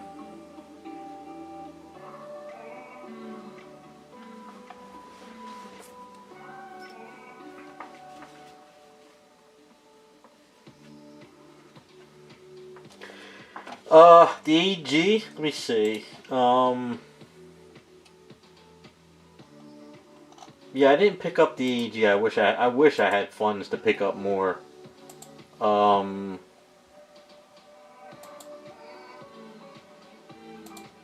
my couple of the other mining stocks I got, like I said, I only get a couple stocks every once in a blue moon here and there. I can't afford the expensive stuff.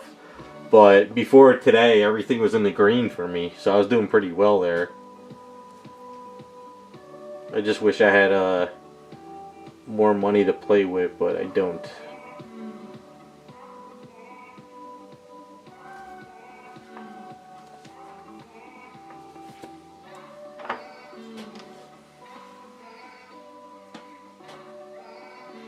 Yeah, I'm keeping an eye on AG.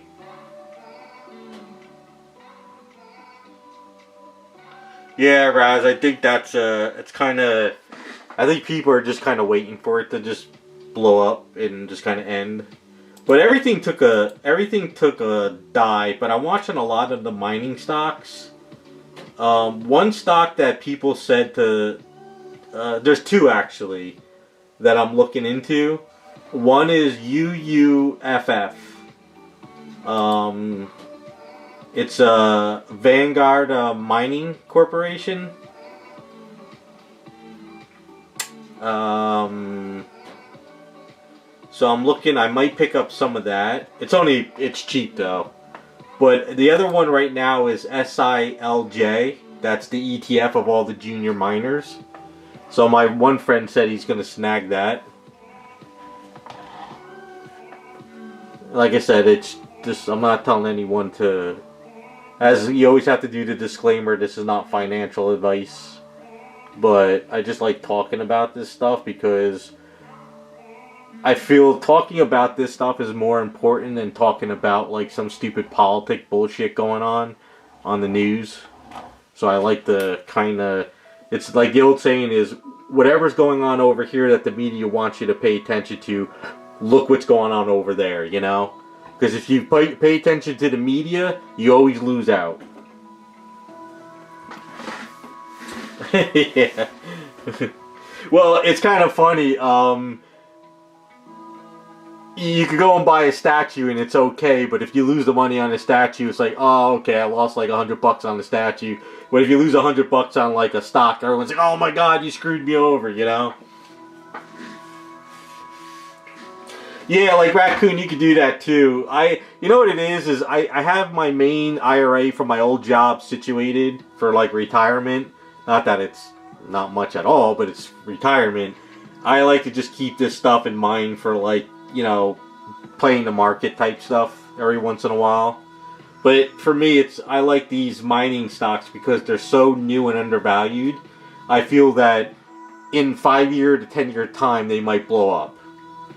So that's kind of like my theory. And like I said, everybody goes crazy over like, you know, the next Powerball. It's $1.5 billion and blah blah blah. I'm like, so you're gonna pay a $20 lottery ticket and never win, but you won't put $20 on the stock in maybe 5 years it might double, you know?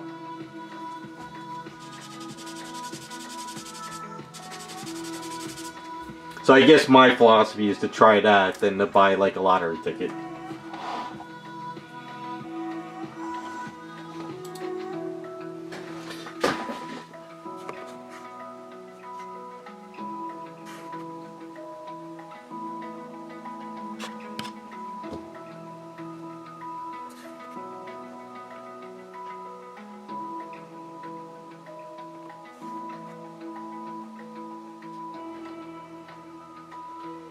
It's always blue. Maybe it's the screen doing this. I don't know. This camera's been throwing me up a wall.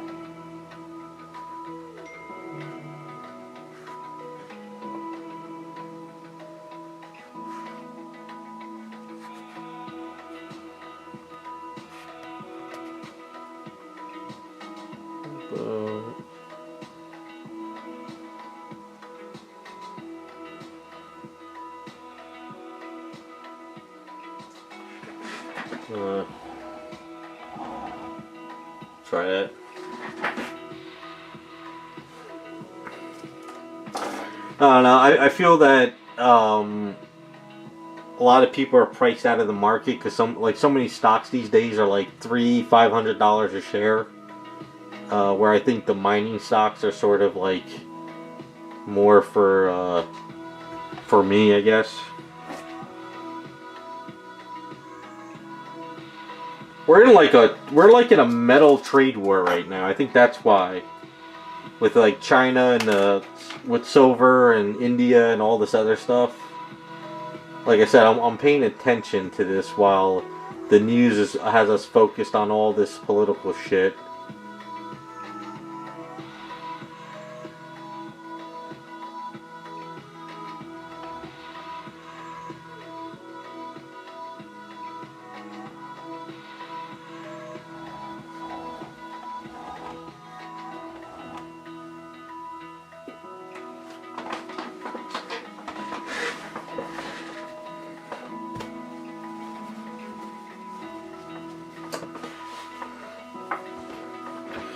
And I guess you guys kind of think like I do. Every time there's something going on, like whenever you have like the Epstein files, or like today with the whole Don Lemon thing being arrested and all this other crap, you see like the media and like TikTok is all focused on it, but then I'm watching the metal market and there's all this other stuff going on and they won't talk about it. So I'm always trying to see what kind of crap they're trying to pull underneath our eyes every time.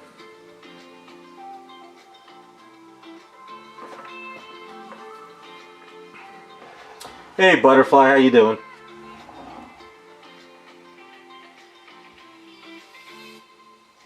Yeah, we're just kind of putzing around, working on a little hair, talking about the end of the world, the freezing cold.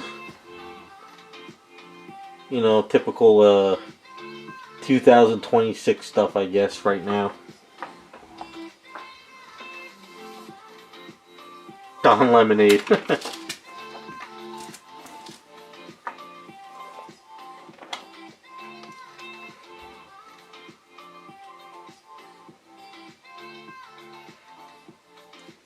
Really? Well, didn't they release the files like a couple months ago, but it was all fake, and the media went crazy over them, and then they found out that it was all BS, that somebody else leaked it and it wasn't even part of it. I mean, I don't know if it's true or not, but I just find it kind of funny. You know, it's me personally at this point, I could care less about the Epstein files.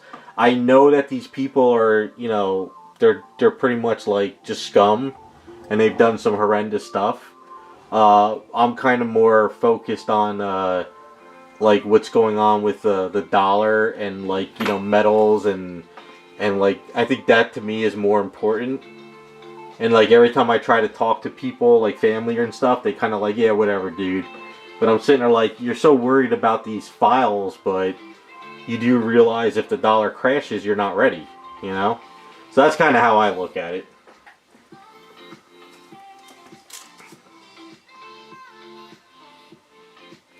Yeah, see, I think, I believe that they're using the Epstein files to keep people so focused on it, but people are not focused on what's going on with gold and silver, you know? Like, the dollar is getting weaker and weaker and weaker, and the metals are going up higher, higher, higher. And this is like, anytime that happens, that means that the currency is going to crash and fall, like back in Rome and all that. So that's why I think they're trying to keep like the regular Joe Schmo who works a 9-to-5 job, has a wife and kids, comes home, has no time to look up this stuff, and just wants to put on the ball game. They want to keep those people in the dark, you know?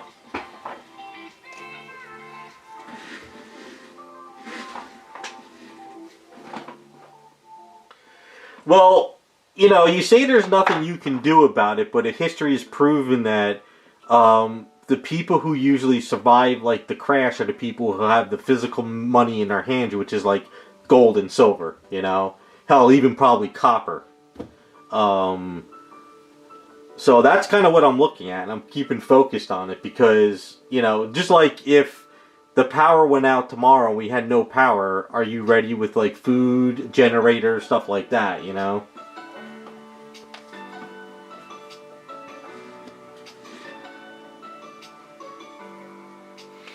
Well, this is what I think they're doing. I think what they're doing is they're really trying to devalue the dollar as much as they can.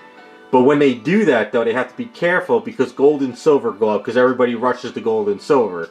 They want to get everybody on a digital coin, like you said.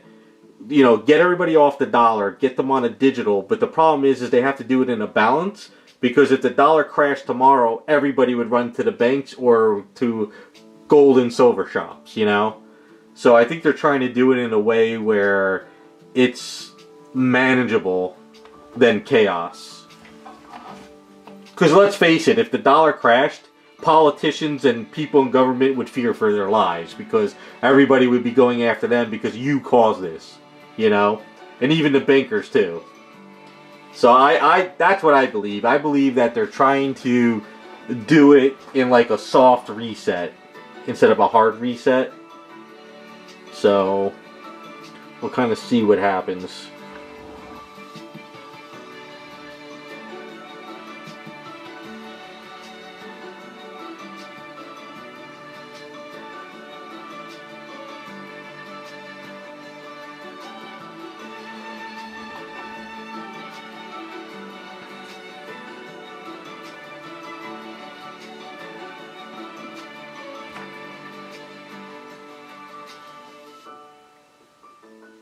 Shit hits the fan. Everybody go to Devastator's house. He's prepared.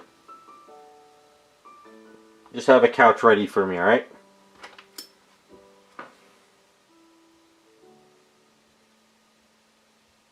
It's kind of funny, too. I laugh about this stuff because I used to talk to people like this in like the 90s. And everyone's, you're crazy. That'll never happen. Blah, blah, blah. And it's like we're kind of living it right now.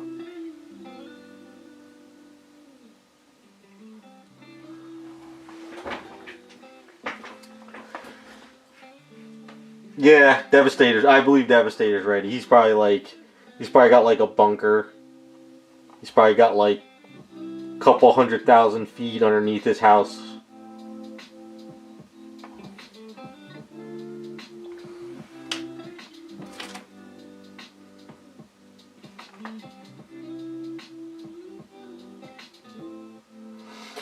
Yeah, but like I said, we're in a soft reset. They're going to redo the currency, but they're doing it in a way where they're making sure that people don't kind of bum rush the banks.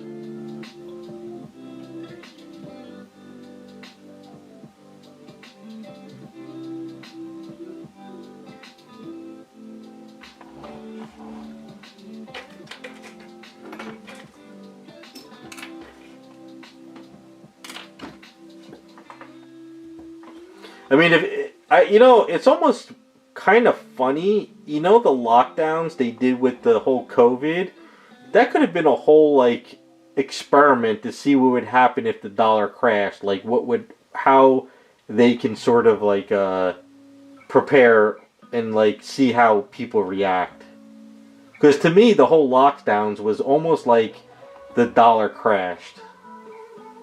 The way everybody was lining up for food. You know, and everybody was just kind of... It was almost like lining up for your bread quota. So that could have been like a whole, like, experiment to see what would happen.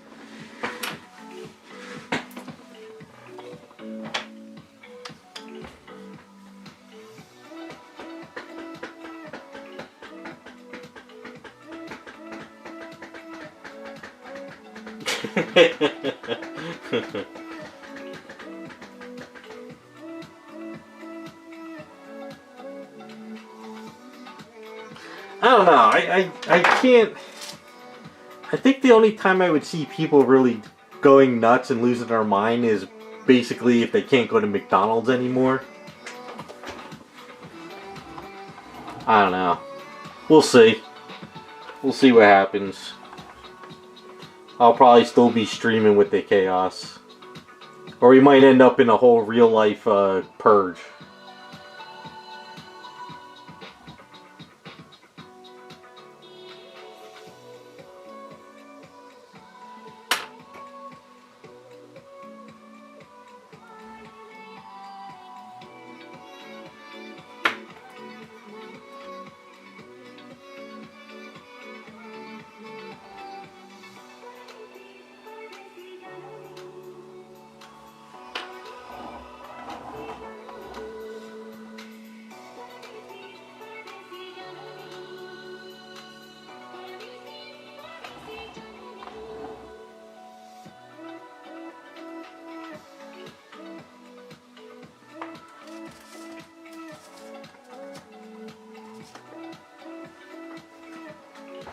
Hey, JC. Yeah, trying to stay warm.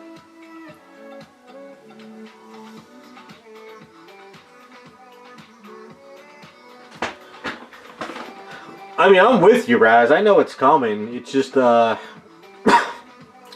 wondering if they're trying to do it in a different way than what we would see in the movies.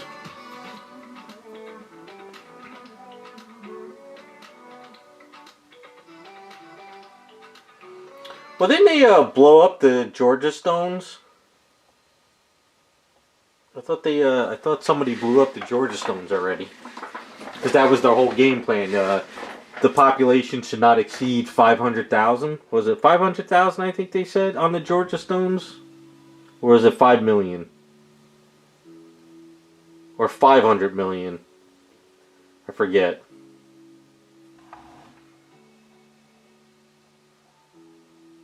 I think it was 500 million.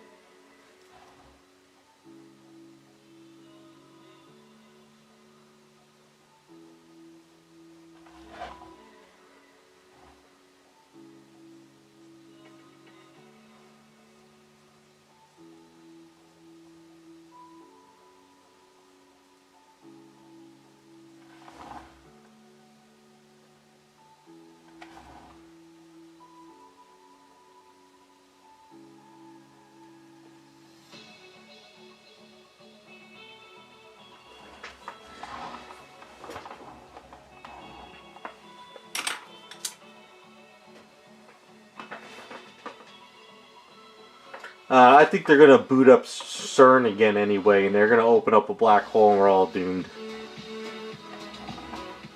So I'm ready. I am set, so let's do it.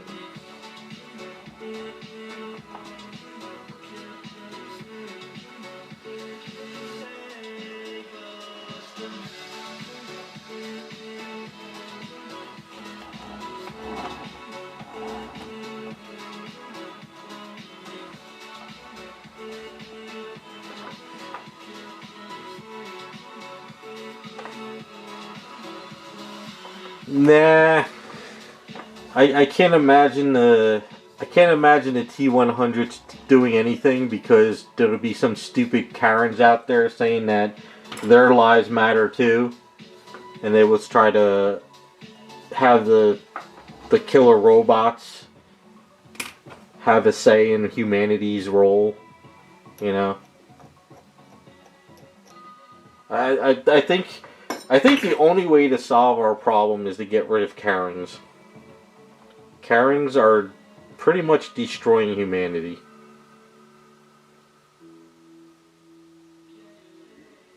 Get rid of Karens and I think things would be fine.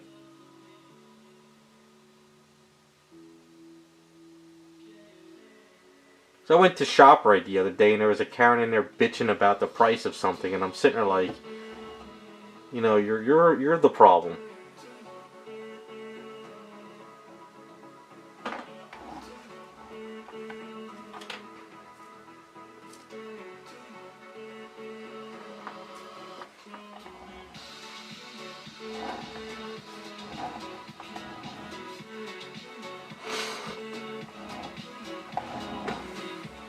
I don't know. At this point, who the hell knows anymore?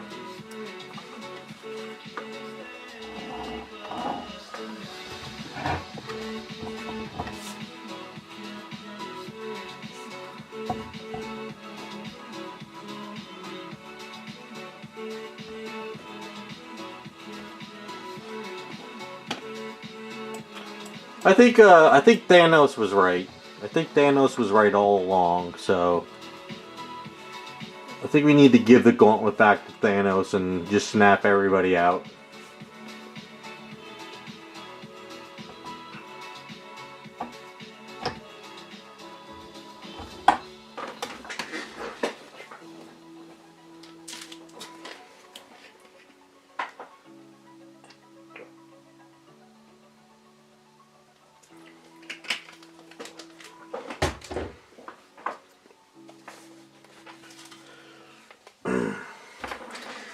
I think that's the problem with the world is we let too many Karens in office.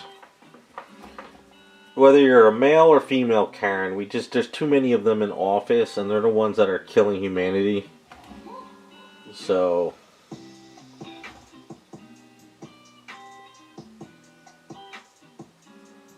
I think that's the problem.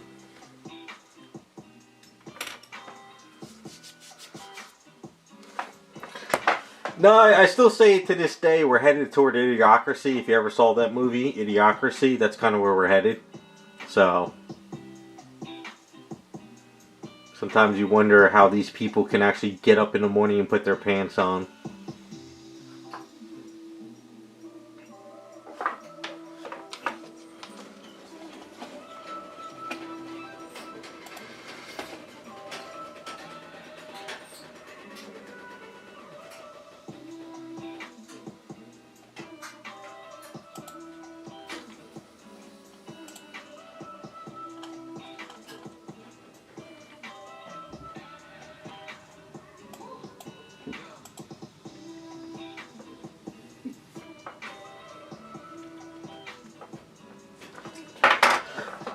Won't ever happen, JC.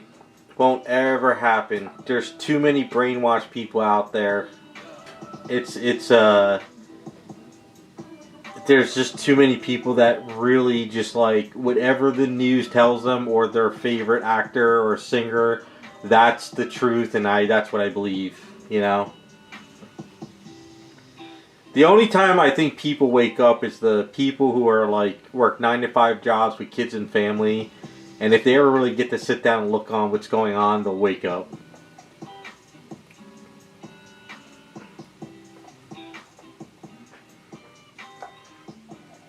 The goal is make the people work as many hours a week as possible. Make them deal with, you know, family and kids, or keep them busy with the news so they don't have time to think. That's the problem.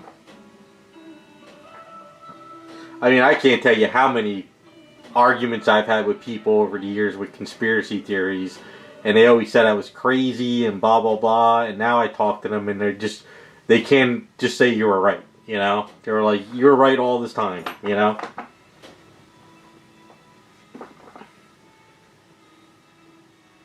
But that's it's the world we live in. You know what it is too? Think of Rome. You know how Rome, I guess when the people started asking questions, they started the games again. You know, the Colosseum games. And if you think about it today, that's exactly what we have today. Sports, gambling, you know, basketball, baseball. It's like modern day Colosseum games to keep busy. Because most of the people I know that never even kind of hint at anything we talk about, or like diehard sports fans, and they don't watch anything else. You know, they just like, it's sports all day long, or gambling. And the minute you start talking about stocks or gold and silver, or the dollar being devalued, or conspiracy theories, it's like, get the hell out of here, you're crazy, you're a nut, blah, blah, blah. And they go right back to saying, oh, who's the top basketball player, or their fantasy football team. You know, that's the people in my life I know. So that's kind of how I see things.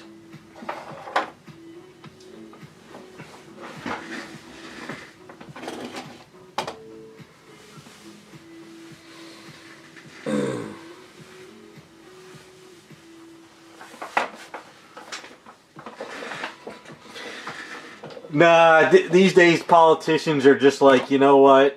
The sheep are going to vote for me. I'm going to take all the money, make a couple $1 million, and never deliver on a promise.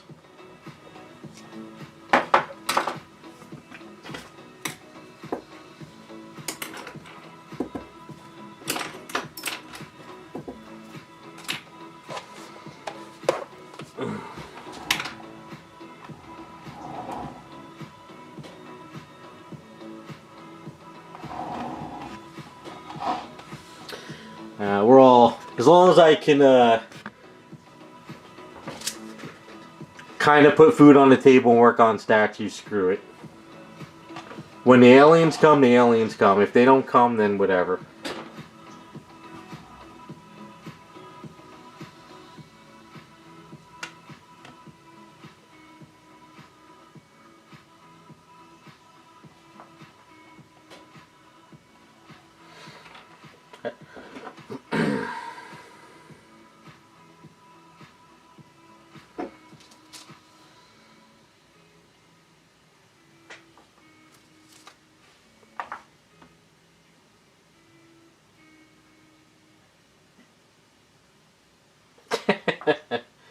That's good to know.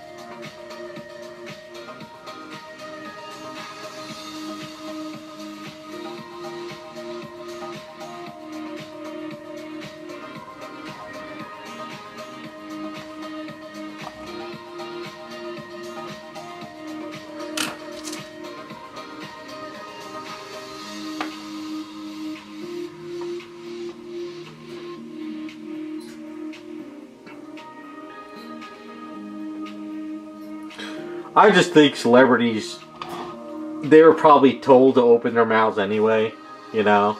I'm sure their overlords are like, get out there and start talking these points if you want more work. And they were probably like, yes, sir. So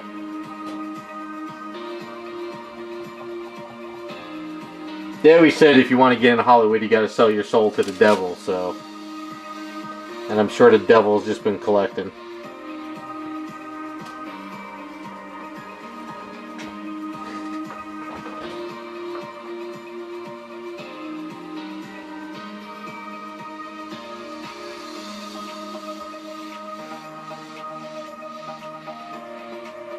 Well, he was on Picardo, so you could play music while he could stream.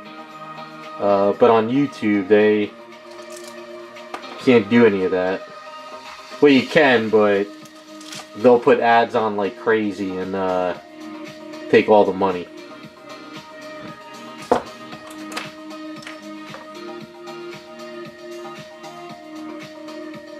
They would over put ads on every video. Especially if you live stream too. Live stream sucks. I was watching a guy a couple weeks ago, and he had ads on while live streaming, and I swear to God, he must have set it up where every 15 minutes an ad would come up. I was like, yeah, I understand you want to make money, but you are live streaming and people were donating to you, so you had to kind of like double dip. I mean, don't get me wrong, we all got to make money, but kind of live streams is kind of where it's like, alright, ads are kind of pretty shitty on a live stream.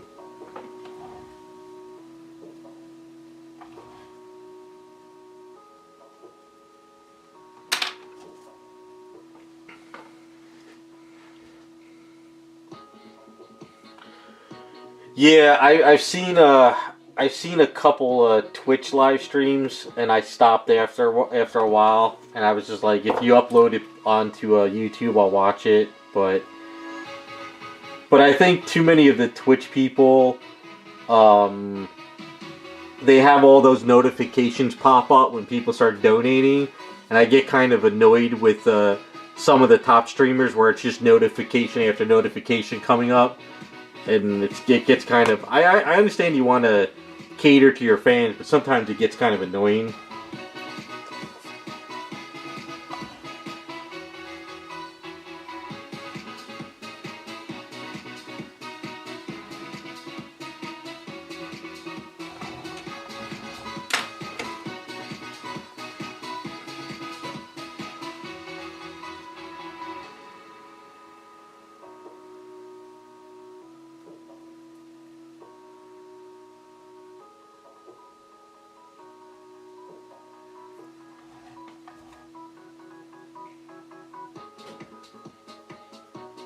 Then again, I don't know how Twitch makes money. Supposedly they're like, they haven't made a profit in years. I don't think they've ever made a profit, Twitch.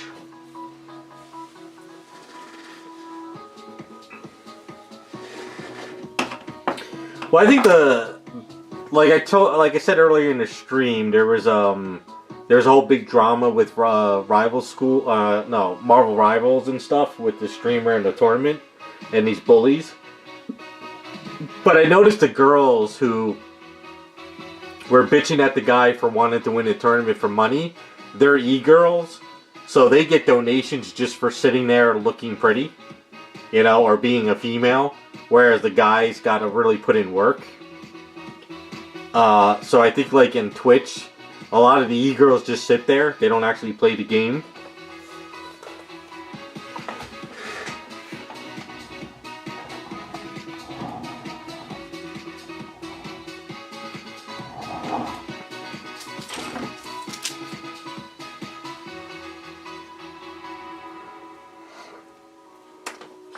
I don't know, maybe if I was an e-girl sculpting statues, there'd be donations coming in like crazy, you know? Well, wait, don't they have that, somebody was telling me that there's this one girl who, shows off statues, and she gets all these views because she's, cute looking. Somebody was telling me, one of my friends was saying there was a girl that does that.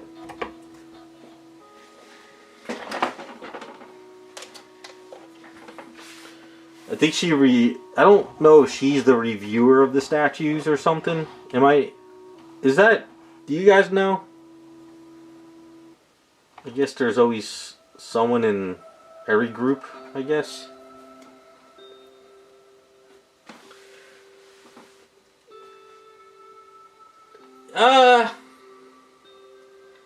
I could get boobs these days, you know, you can get them. I don't think people would want to see them, but you can get them.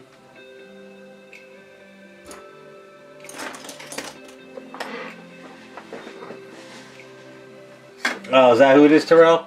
Yeah, my one friend was saying something like that. I'm not in the know. I think it's they pop up on not Instagram, Facebook a lot.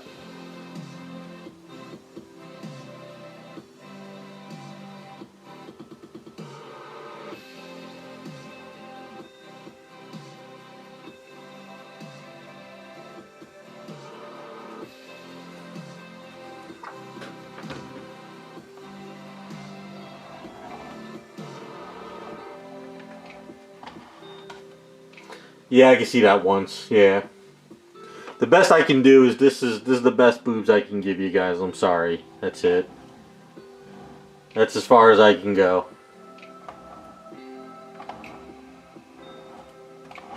Some scratches somewhere right here.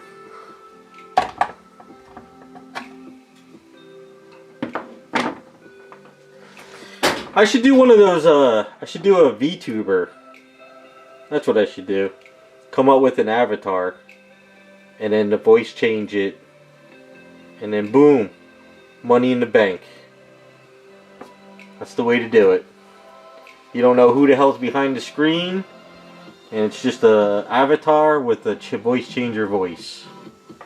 Money in the bank.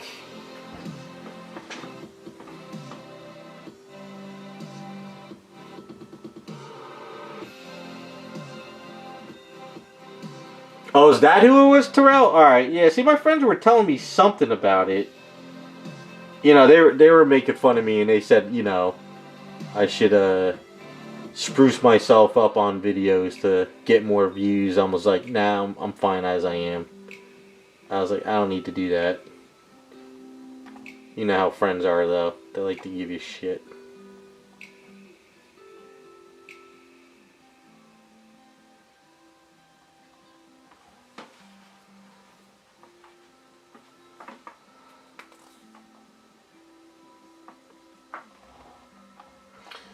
Don't worry, I'm not going that route. I'm pretty good as I am.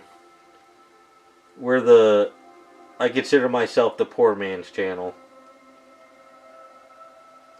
Rig up cameras and statues and hope for the best. You don't need to get fancy.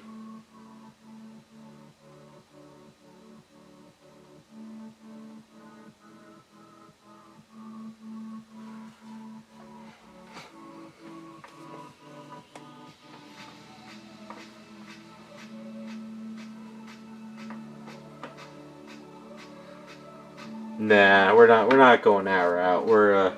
I'm good with jerry-rigging stuff on for streams and not really focused on being a VTuber or YouTuber. I mean, hell, I'm pretty sure a lot of these people will be like, yo, the guy's camera work is absolute dog shit.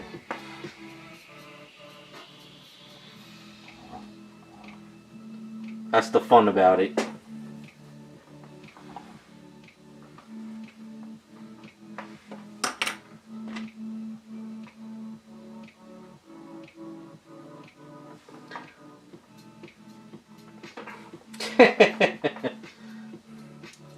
Can you imagine me doing a VTuber with an avatar, but have the Jersey accent with the girl's voice? You know, changeover. I don't think it would go very well.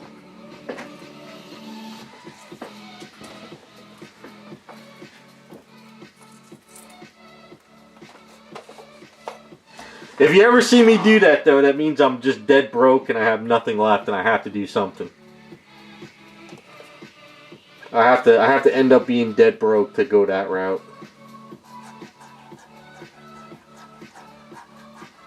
Which probably won't be too far off, giving the way the dollar's crashing.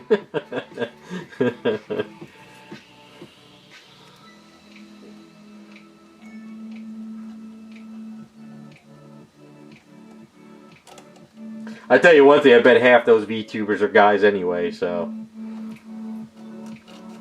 you never know who's behind the internet.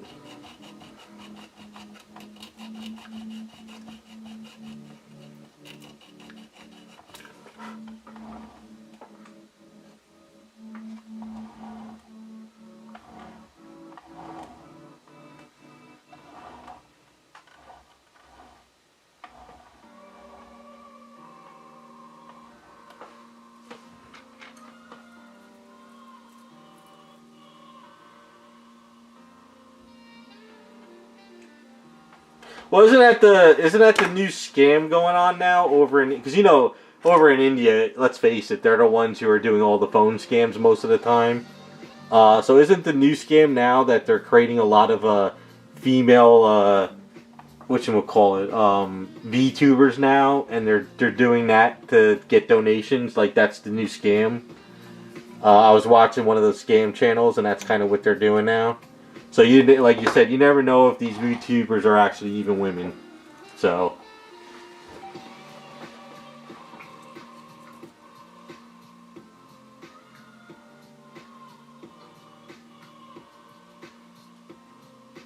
wow, that's crazy. Oh, thanks, Terrell. Yeah, the hair's coming along pretty good. We're pretty much getting closer to finishing her up. I'm pretty much at that stage where I need to get in the garage and sand it down. But yeah, there was a guy in I want to say China, but it could have been Japan. He set up a whole VTuber girl thing, and he was making bank, and then they found out it was a guy. So after he got pretty much canceled, he already walked away with a nice penny. So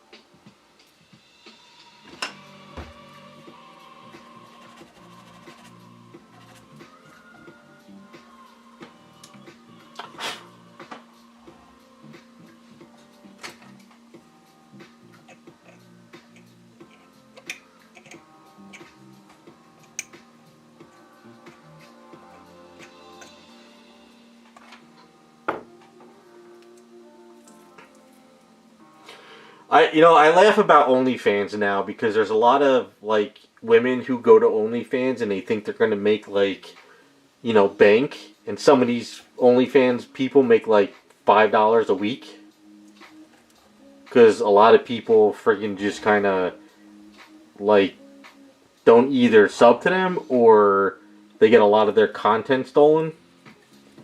So Sadly, I'm not. I won't end up in OnlyFans, so don't worry, guys.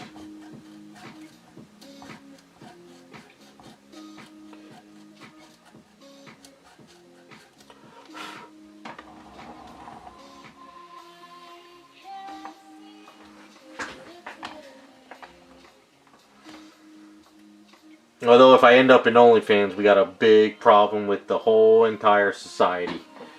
So,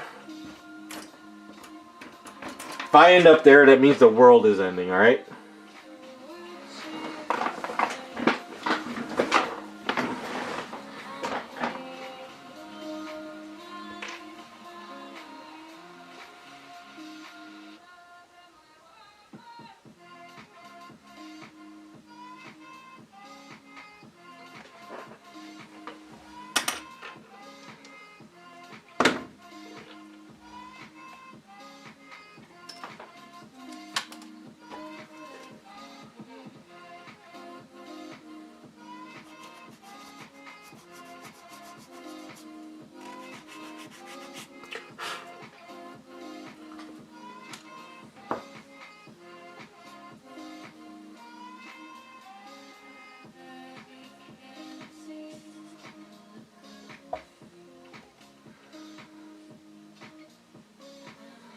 I don't even think it matters anymore. It doesn't matter. I think the minute you say you're on OnlyFans, that's you pretty much kind of sold a deal on what you're doing in life.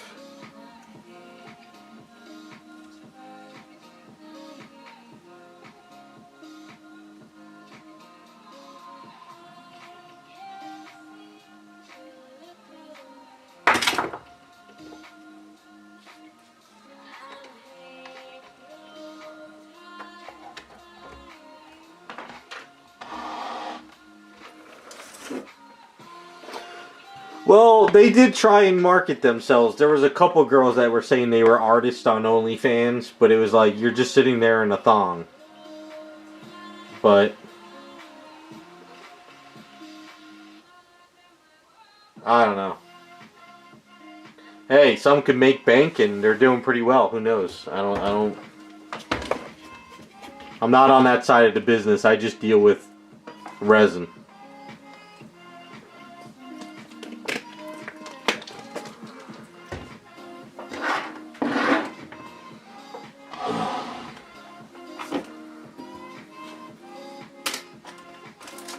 Hold on, I gotta wash these brushes because I don't want to lose these. Get a better pick over here.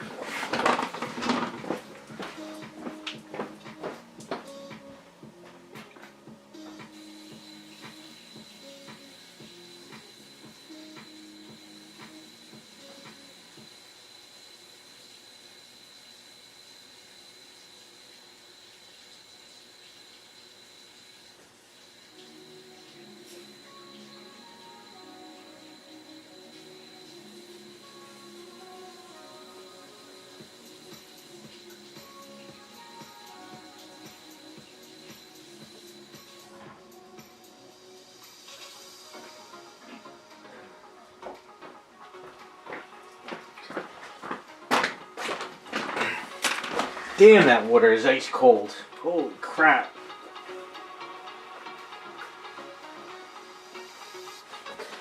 I don't know, man. It's the end. The end is here.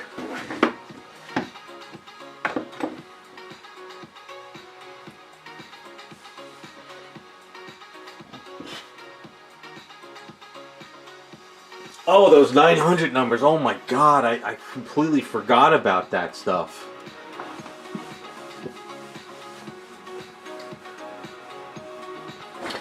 That didn't last long. That was probably like, what? Probably like lasted about 5 years. Was it the 80s? I thought it was the 90s.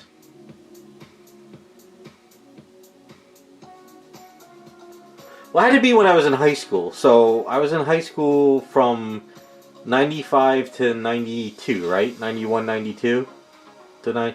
So it had to be the 90s, I would think. Started in the 80s? Holy crap. Wasn't it like...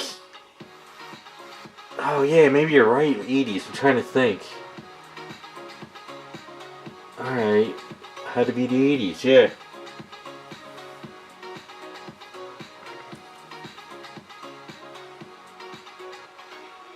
I'm sure...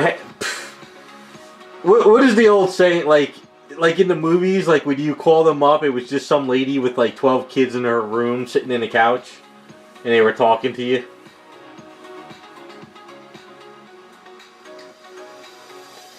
Oh, you're right. It had to be the 80s. Damn. I'm getting my years mixed up now.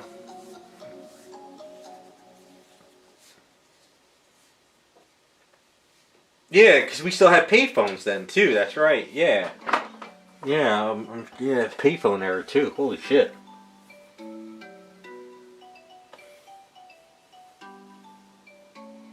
Although I don't know anybody that worked on those lines. But supposedly you could get a 900 number, and you could set it up in your house, and you could come home from work and just talk to guys on the phone or something, you know? And I guess a lot of women were doing it back then.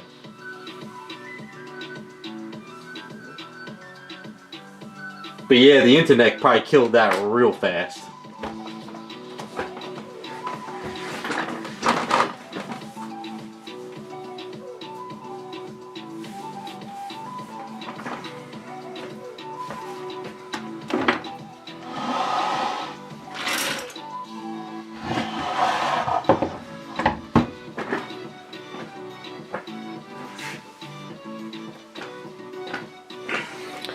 Man, there's a lot of stuff I forget about back in the day.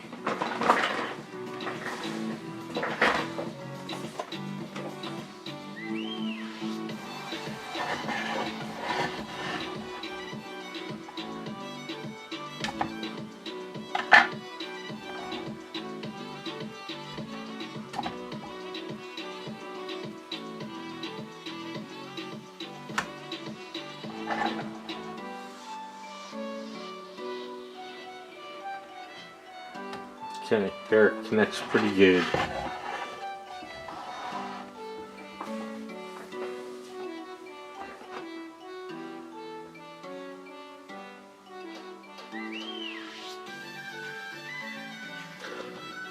Oh my god, Cleopatra! I forgot about that one. Oh my god, didn't she get arrested for like major scams or something? Oh my god, I forgot all about that lady. That's hilarious. That's funny as shit.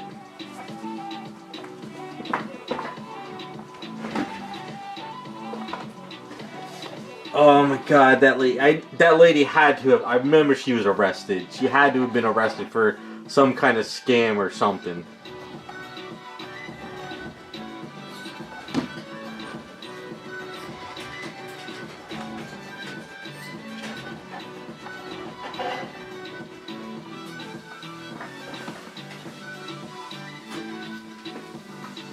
You know, it's funny, I had a friend who did that penny CD thing, and he used to get penny CDs all the time, and he never spent a dime. Like, he would just spend penny. I don't know how he did it, but he worked the system.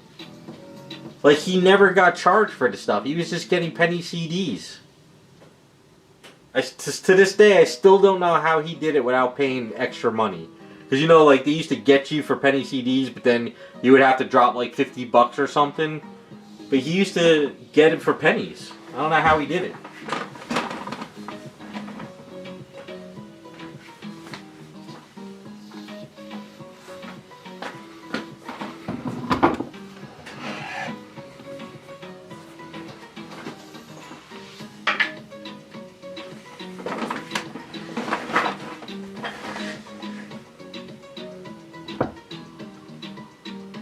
There is a video? I'm going to have to find that then. I would love to see how they did that, because for some odd reason, like I said, he would, like, every week he would come to, like, it was in high school, and he would have new CDs, and I'm like, how are you getting these for a penny? He's like, I'm doing the penny thing, but somehow it was like you do it, but you cancel it, but then you resub or something. I forgot how he did it. Is that what? I'll have to look up that video because I want to see.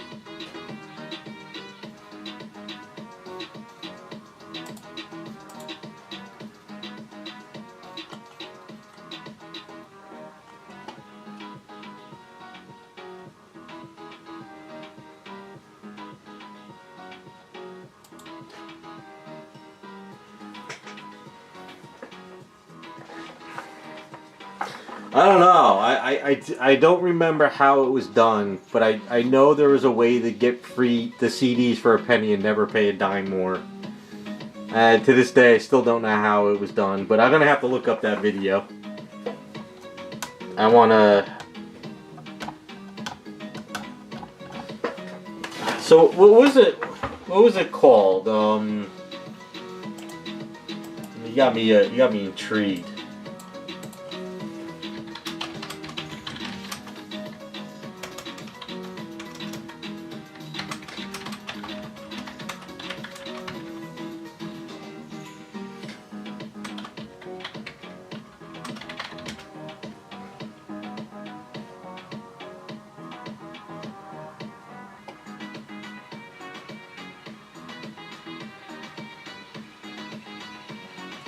Oh yeah, there is a lot of videos.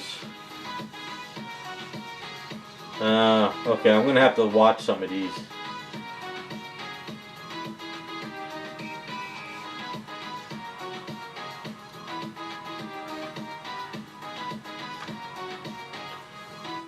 Looks like Columbia House did a lot of scams too. Alright, I'm gonna do some research.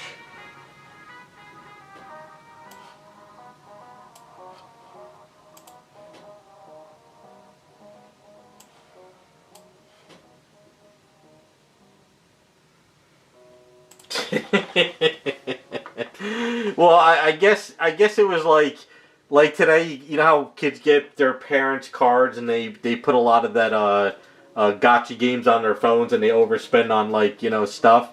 I'm sure it's the same thing back in the day. Kids would get their parents' credit card and order CDs, and then they would all of a sudden get hit with a $500 bill or something. I'm sure something like that happened back then.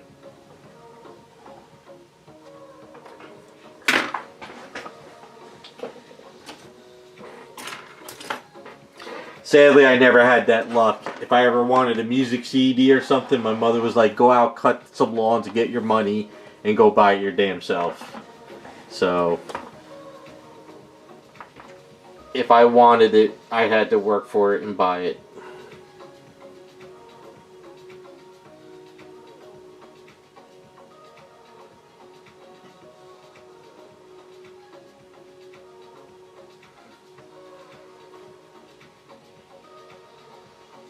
And if I ever did take a credit card from my parents and blew it on something, oh man, I wouldn't be here right now talking to you guys.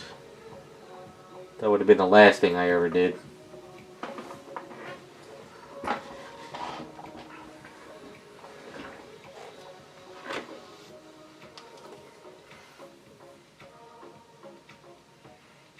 Really? That's funny. Yeah, my friend must have done it too. Like I said, he used to get CDs all the time, and he just spent a penny. He never had to spend anything else. But I haven't talked to him since we were back in high school, so I don't know how he did it.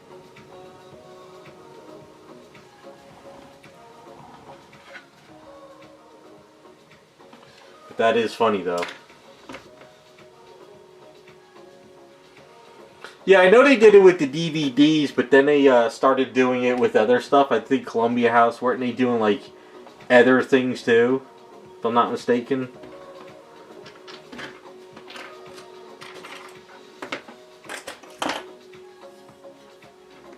That's funny though. Man, I forgot all about that. I always thought it was a scam though. I was like, I'm not doing this, because I always thought that, once you signed up and you got your CDs, the next thing you knew, you would get hit with like a $500 bill or something, so that's why I never did it.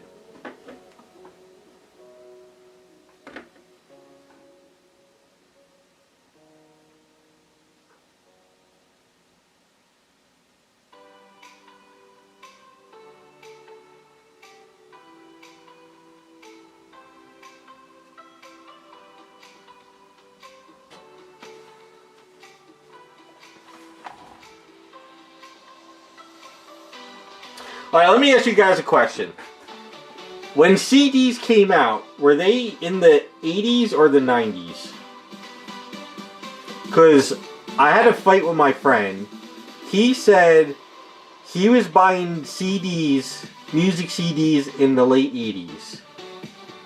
I never bought a CD till I was in high school, till about like 92, I think it was. Mid 80s is when CDs came out.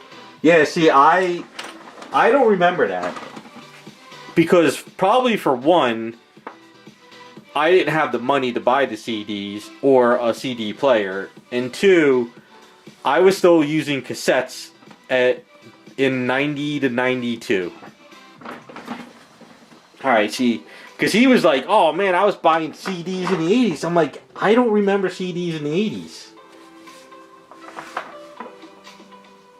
I guess because I just didn't have the money to do it. Because I had the yellow Sony Walkman that you could go in water, the cassette one, not the DVD, not the CD one. I didn't get the CD one until like 94. But I had the cassette one for years. So I remember when Faith No More came out, which I think was 89, I got the cassette. And I had a whole bunch of cassettes going into high school.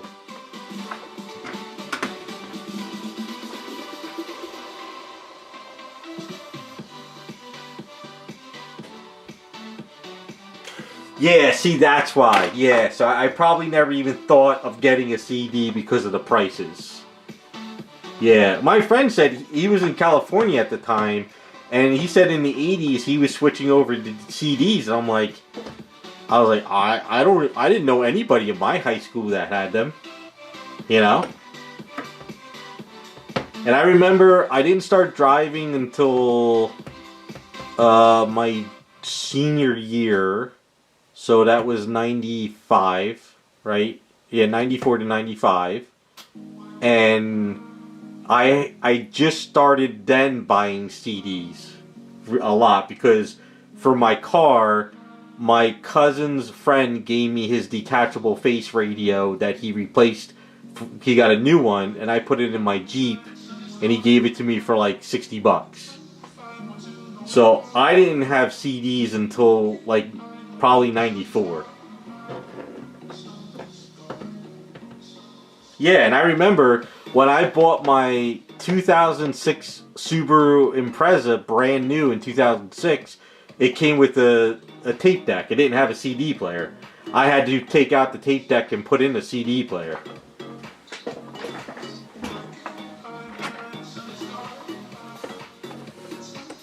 Yeah, okay, so that's probably why in the 80s I never even thought about CDs.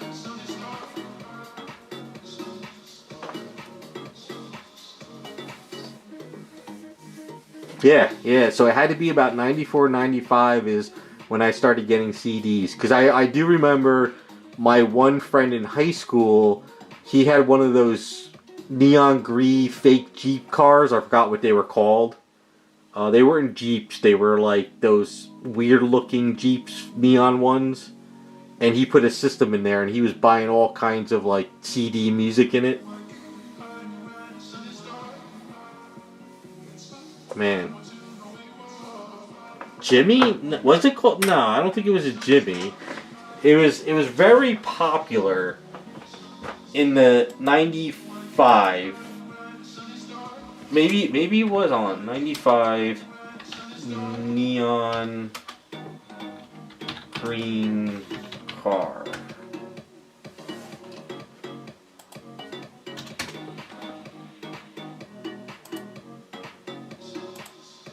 No,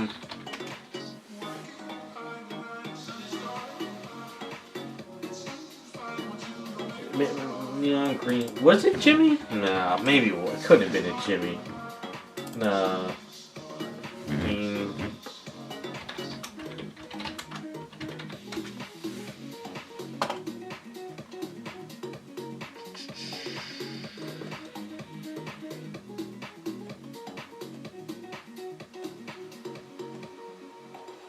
Oh man, what was it called? Rhino logo? No, it didn't have a... No. Yeah, it's got to have a different name than Jimmy. It's, green...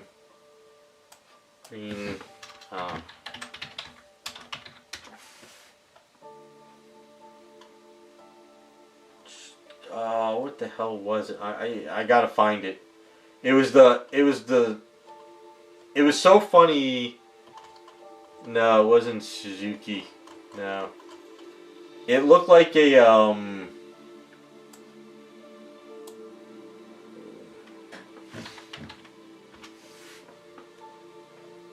No, I'm not using JAPT. I barely ever use that.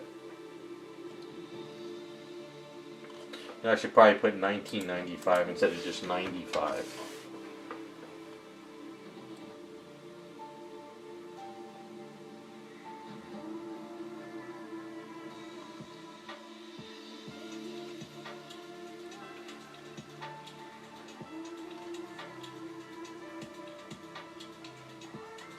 Maybe it was a 94. 94.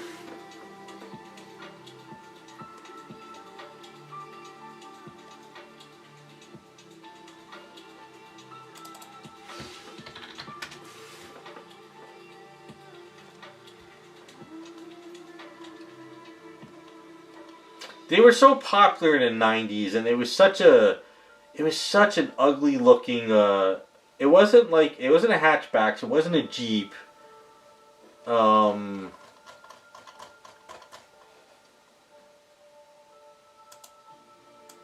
maybe it was 93 when it came out. I don't know, let's see.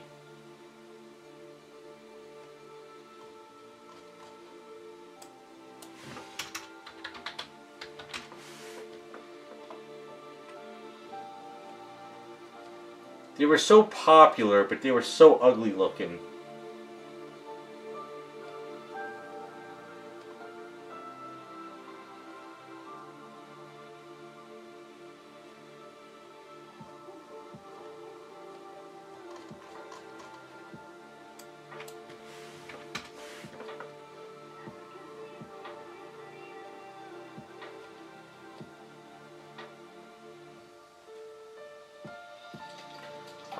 I'm at a dumbfounded. Oh my god, what the hell were they? What were they called?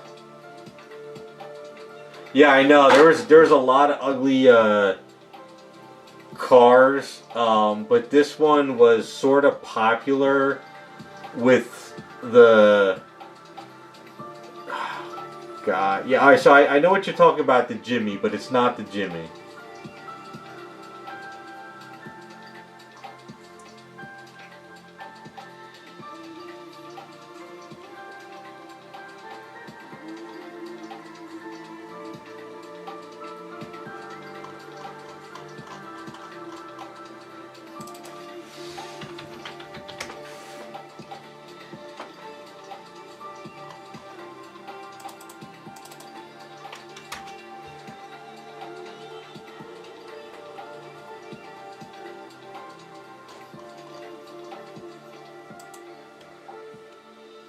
Oops.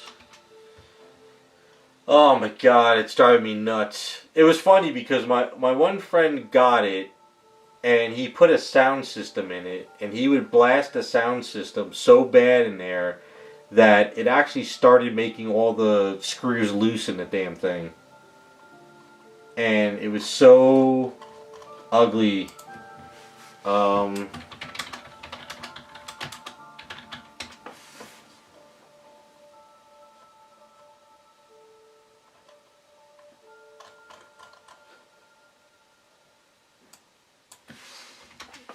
my god, if you guys see it, you'll know exactly what I'm talking about. If I could find one. Yeah, they were in Jeeps. They were so ugly looking. They were so... It was small, compact, but it looked like a an RV, but it wasn't an RV.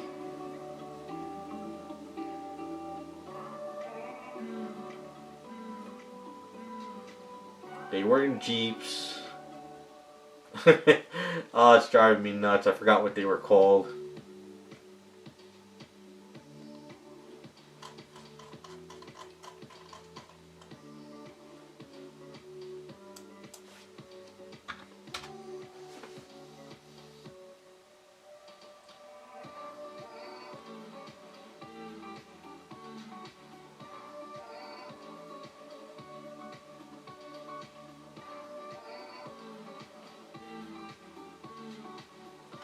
Driving me nuts.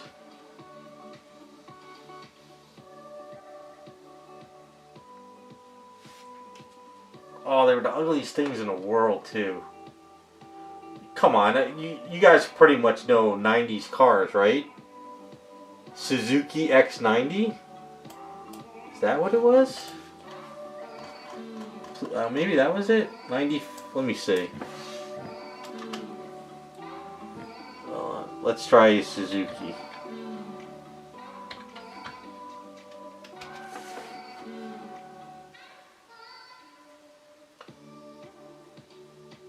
Alright, Suzuki's close. The Sidekick, I think that's what it was. Yeah. Yeah, I think you got it. Yep. I think this is it. Let me see. I think it was neon green. I think that's it. It's close. Yeah, okay. Yeah, here it is. Yeah. Okay. Yep, you got it. Yeah. Yeah, this was it. You're right. You got it. That's what it was. Yep. Yeah. So, that car right there. I had to drive it one time for him, and it was the worst handling car I've ever drove in my life. It was so bad. And he put a system in here, but he didn't have the top though. He didn't have, it was all enclosed. It wasn't like a removable top.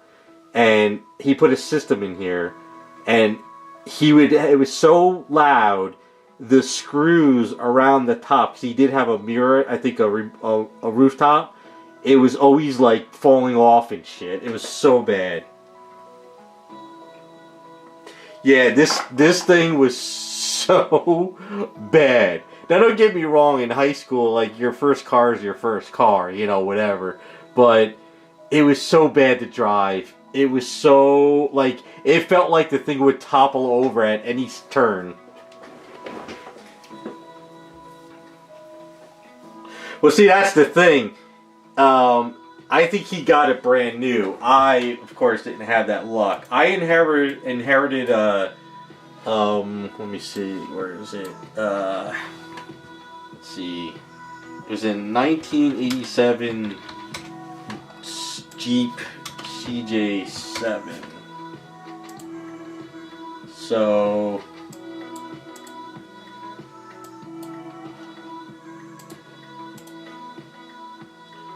yeah, so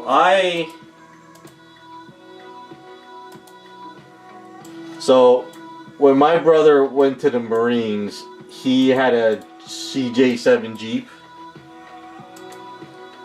So he had a Jeep, and then my friend had that. So it was it was a different this thing was a tank.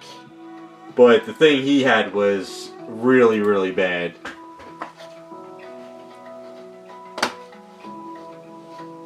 Yeah, that's funny. Oh my god. That brings me back to the days. Holy crap, it was such a bad car. Although I inherited a rust bucket that had wires and hoses hanging out. Every weekend I was out there fixing something on the car.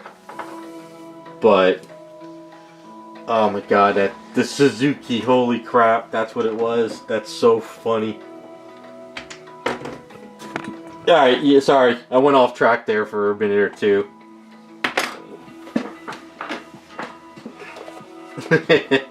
But that was such a bad car. Oh my god. I mean, looking back, we made fun of him a lot because of it. But then again, he got a brand new car. Or I don't know if it was brand new, but it was kind of newish. So while a lot of us had cars that were breaking down everywhere we went, his kind of never broke down. So he was kind of lucky in that sense.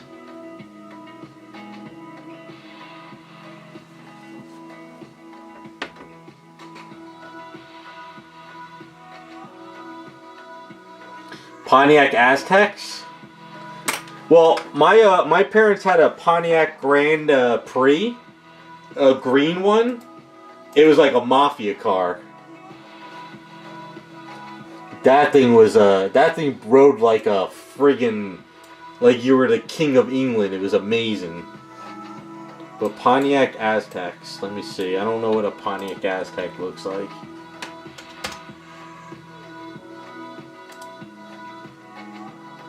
Oh, yeah, those are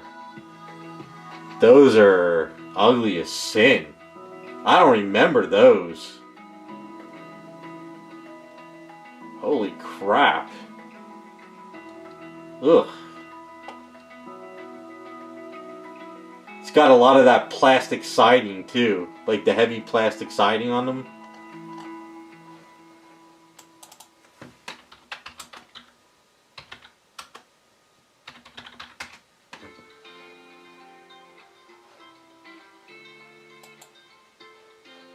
Alright, so here we go. You guys are going to love this. So, growing up... Check this car out. So, growing up... Okay.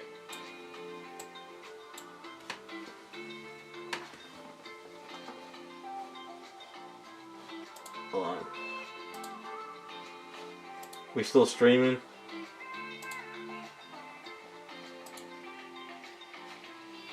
I ain't crashed, did I?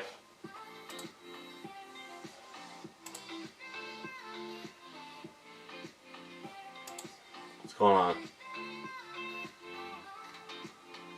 Okay, alright. So see that there? That's a Pontiac Grand Prix. Green. That's the car I grew up with when my parents were driving. That thing rode like a dream. It lasted like, I think like 200,000 miles or so. And it had the bucket seats where basically you could fit like 5 people there. And then you had the bucket seat in the back. And it was green exactly like that. That's the car that my parents had growing up as a kid. So we were driving around in town in that sucker. And that thing was a tank. And when I say it was a tank, when that thing was on the parkway and you were going to stop, that thing took a while to stop. This was all metal. That thing was... So, I took this thing to high school one day, right? Because my Jeep was broken down.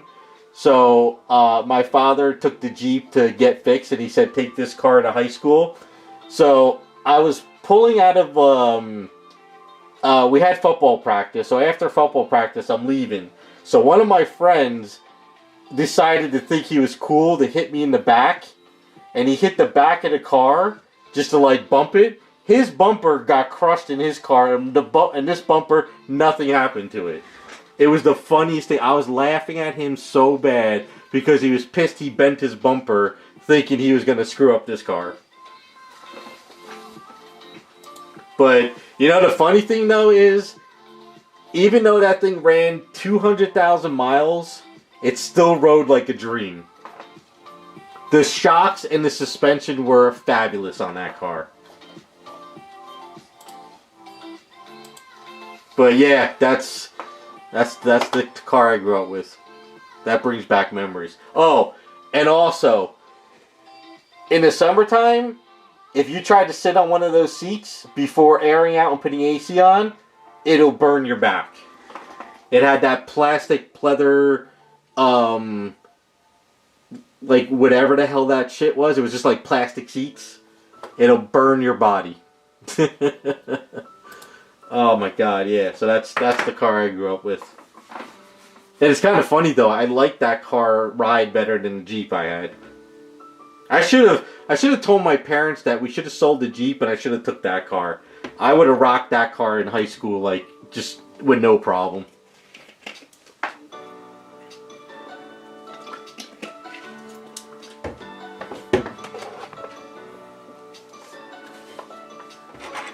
Oh man, I miss those cars. I miss the car. Oh, I miss the simple cars.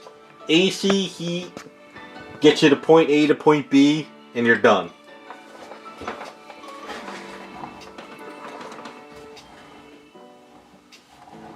They need to bring those type of cars back. Not all this fancy computer crap.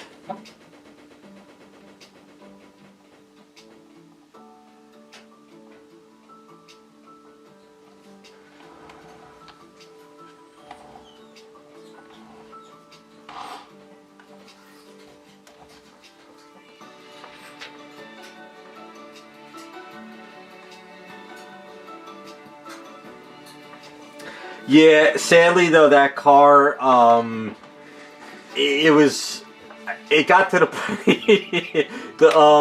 the bumper on the car was rotted out, and my father went to, because my father used to be a mechanic, he went to a junkyard and he got another quarter panel from another car, he banged it out and he pop riveted it on, but then that rotted off. And then he did another part of it, and he pop riveted that on, and that rotted off. So he got to the point where he said, screw it. He just started putting duct tape on it. But then one day, after it got so bad, he was driving down the road, and one of the pistons blew through the roof, through the engine, and up through the hood of the car, and then he just junked it. But then it was funny though, back in the day, there was plenty of older guys that were driving around in boats like that with duct tape on the sides. That was a common thing with guys. They would just duct tape it and they would say screw it. And the car still ran fine. So, good old duct tape back in the day, it worked. Still works today. But yeah, I would... If they offered cars these days with just AC, heat, and, you know, get you to point A and point B, I would take it. But they put all that computer shit in there, you know, because they want to be able to turn off your cars when they, you know, down the line. But...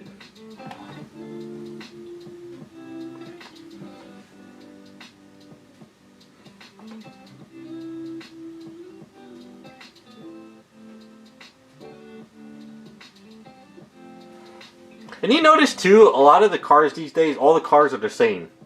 They all look the same now. Back then you had different cars, you knew which model it was. We're getting to the point now where there's no, everything's the same.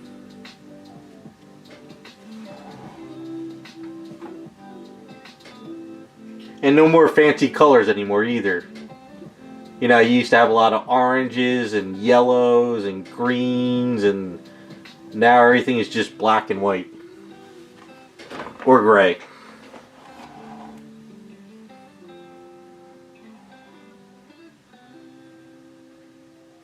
We need those 70s ugly colors to come back. Those are the best.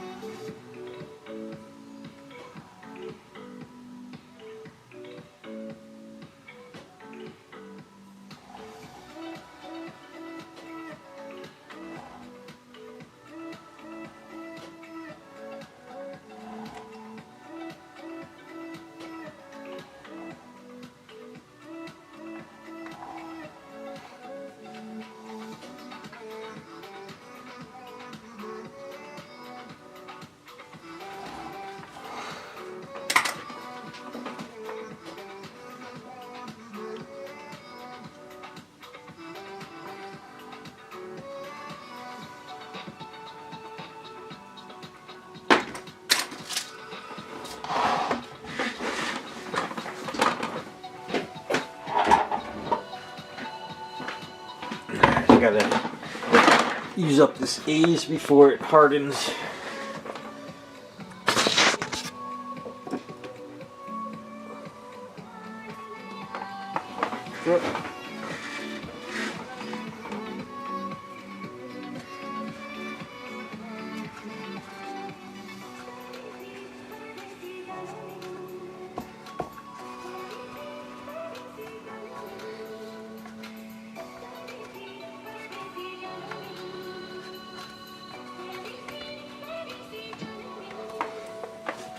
Been filling up my bottom of the Kuma base, so I'm getting to the point where I'm still not wasting any Aves.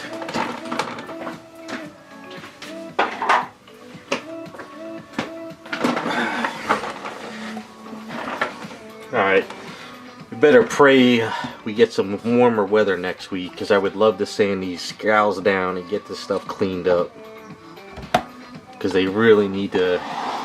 I need a good day to get these really sanded up. But Raz sent out the hat and the buckles, so we could start kind of detailing them up. So if I get the hat before next week, we could work on Cammy's hair.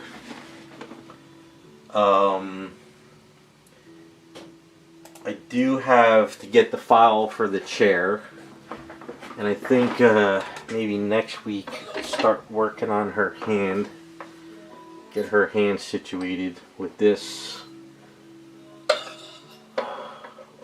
Coming down to the wire. I also did order the clear resin for this. It got delayed because of the storm. Otherwise, I would have been able to finish up the Medusa and get that video up, but I'm waiting for the clear resin to come. I guess this storm screwed everything up. And we're supposed to get snow again Sunday. So. But that's where I'm at. I think we come a long way. We still got more to go. I think if I can... I think her hair is pretty much done. We gotta just finish up that part and attach it, clean her up, and I think we can start planning out the base a little bit more, and I think she's almost ready to go. I don't think there's really much else to do to her. Gotta get her hand situated, clean her up, add her buckles, finish up the hair and the hat, the crown. Gotta finish up the hair and everything around there, clean up the neck more. And then it's a matter of getting her chair done, but Cammy, we gotta do her hair, and then we gotta work on the skirt. So we're kind of getting there, little by little. Cold weather stopped a lot of the progress. But, alright, that's where I'm gonna call it for tonight. It's getting too cold. So hopefully next week we'll have the hat. We could kind of start getting her hair situated, so this way we can get onto the skirt afterwards. But alright, so you guys have a good rest of your weekend. If you're hitting with the snow again, hopefully you guys don't get too much. But I'll see you guys next week. So have a good one, alright?